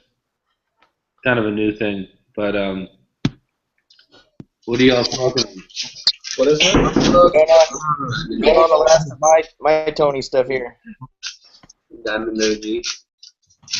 Covelo Sour Diesel terps with some OG Kush Rosin 73. Here's that rosin we pressed while we were on Hash Church. What was it? Very nice soil ground. 2.16 or something. We got like a 19.6% return. Oh yeah, I bet you if I hit that with my macro lens, you would definitely be cleaning that up through a screen from now on. Oh well, I didn't hand clean this one. We just cleaned it up. Well, I even shoot super cleaned rosin that people have run through a screen afterwards, and I photographed it, and I'm like, they opened it too many times, and it's just like a magnet for hairs and dust and type of shit. It's crazy I've seen your macros. It'll show any flaw. Dude, it's hard to shoot rosin, let me tell you. Because it's always dirty looking? Can you see? Well, it's just there's always a fucking hair, a fiber, or some shit that if you opened it once, I swear when you open it, it's like just sucking air and hair and dust out of it. I got an idea. I got a really cool idea. What if you started a magazine, Bubbleman? That's exactly like how Playboy does their magazines. And instead of girls, we just have different types of shots of extracts. So your dirty flower rosin, you just look dirty, bro. And then you're just like, damn, that's some dirty rosin. Bottomless or just topless? For all the ass men out there. Yeah, for all the ass men. You could have different. You could have a magazine that was just built on photography. I bet you it'd be Okay, but I want the measurements. You know, like how much terpenes, how much cannabinoids. You know, I want their 24, 36, 24, or 36, 24, 36. I mean, I want their measurements. So what are you smoking on there, Soil Grown? What was that? What was that, Diamond? Some Diamond OG. What's the Diamond OG? I'm not sure. We got it from our buddy So Dank, and it's pretty tasty, extremely tasty OG, and heavy yield, that's for sure. We got good color. But we pressed out some Gorilla Glue this morning too, some Gorilla Glue, and there's some Wi-Fi. We've been smoking on a whole smorgasbord of flavors right now. Smorgasbord is good. It's always nice when you have options, more so than less, that's for sure. The Gorilla Glue is a high yielder, right? Oh yeah. It oozes. It oozes, right? Yeah. Yeah, without a doubt. It's 20 plus. One of my favorites for sure. It seems like very clear too. Yeah, always a really great color, but I notice it's usually more of your solventless sap, you know. You let it sit for a few days, it stabilizes slightly. You play with temps a little bit, but overall it seems to be in that category for me rather than what I like to call like your solventless shatter, which will be something that's super stable. You know, you can hold it, snap it. What strains don't yield? Well, really comes down to the grower, but besides that, some, you know, real good growers, and you're getting the right stuff, depending on who you know what you're getting. Strain-wise, Kanjis don't really pull that great for me. Cookies majority of the time.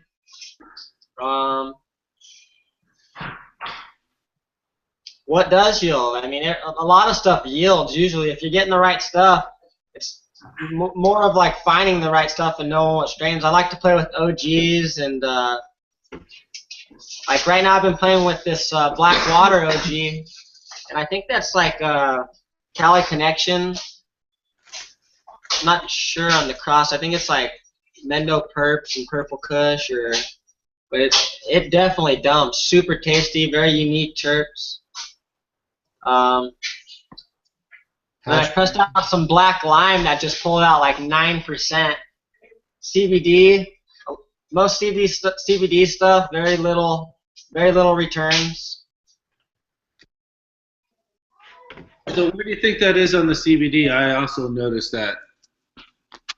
I don't know. I really don't. I don't know if it's maybe just, you know, the genetics of plants that carry that high of CBD. Maybe they don't produce as much oil-filled like heads, you know, or maybe there's not as much oil in the heads, or just not as much resin on the plant period. For drug varieties, man has selected more resin. For CBD varieties, which are not really drug varieties, they have not selected for resin. So, of course, there's going to be less with CBD varieties. But modern CBD varieties have a lot of fucking resin and really high CBD levels. Yeah, so I don't know. I don't really understand why, because I pressed some CBD strains out that are covered in just covered in frost.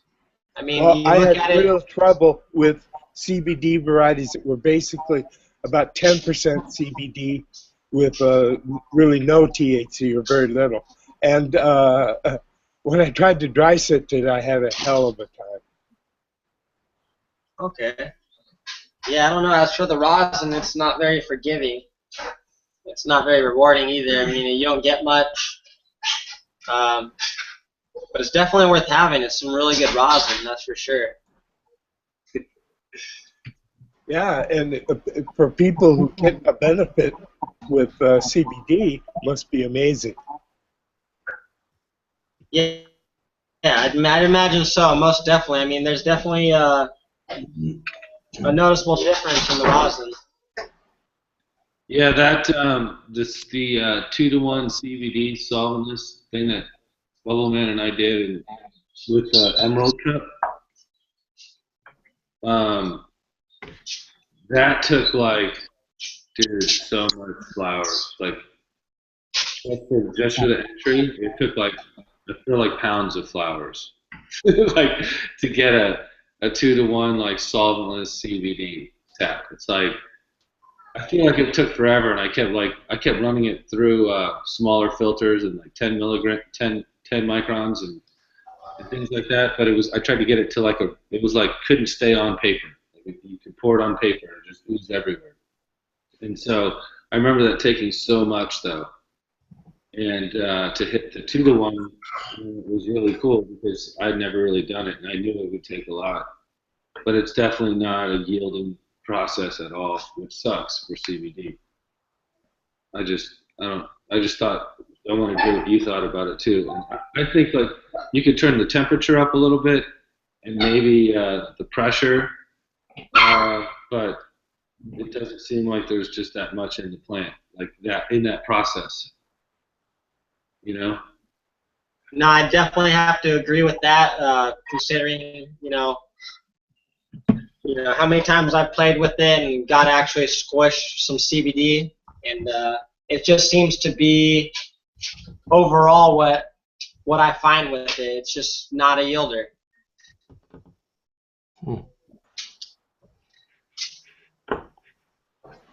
Well, they can't all be yielders, I suppose.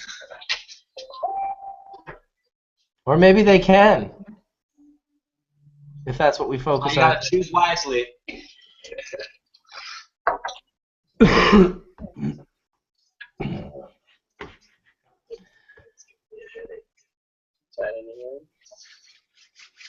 Oh, we got Chimera in the chat room. He's not coming on the panel today, but he's chilling in the chat room for a bit. Welcome, Chimera.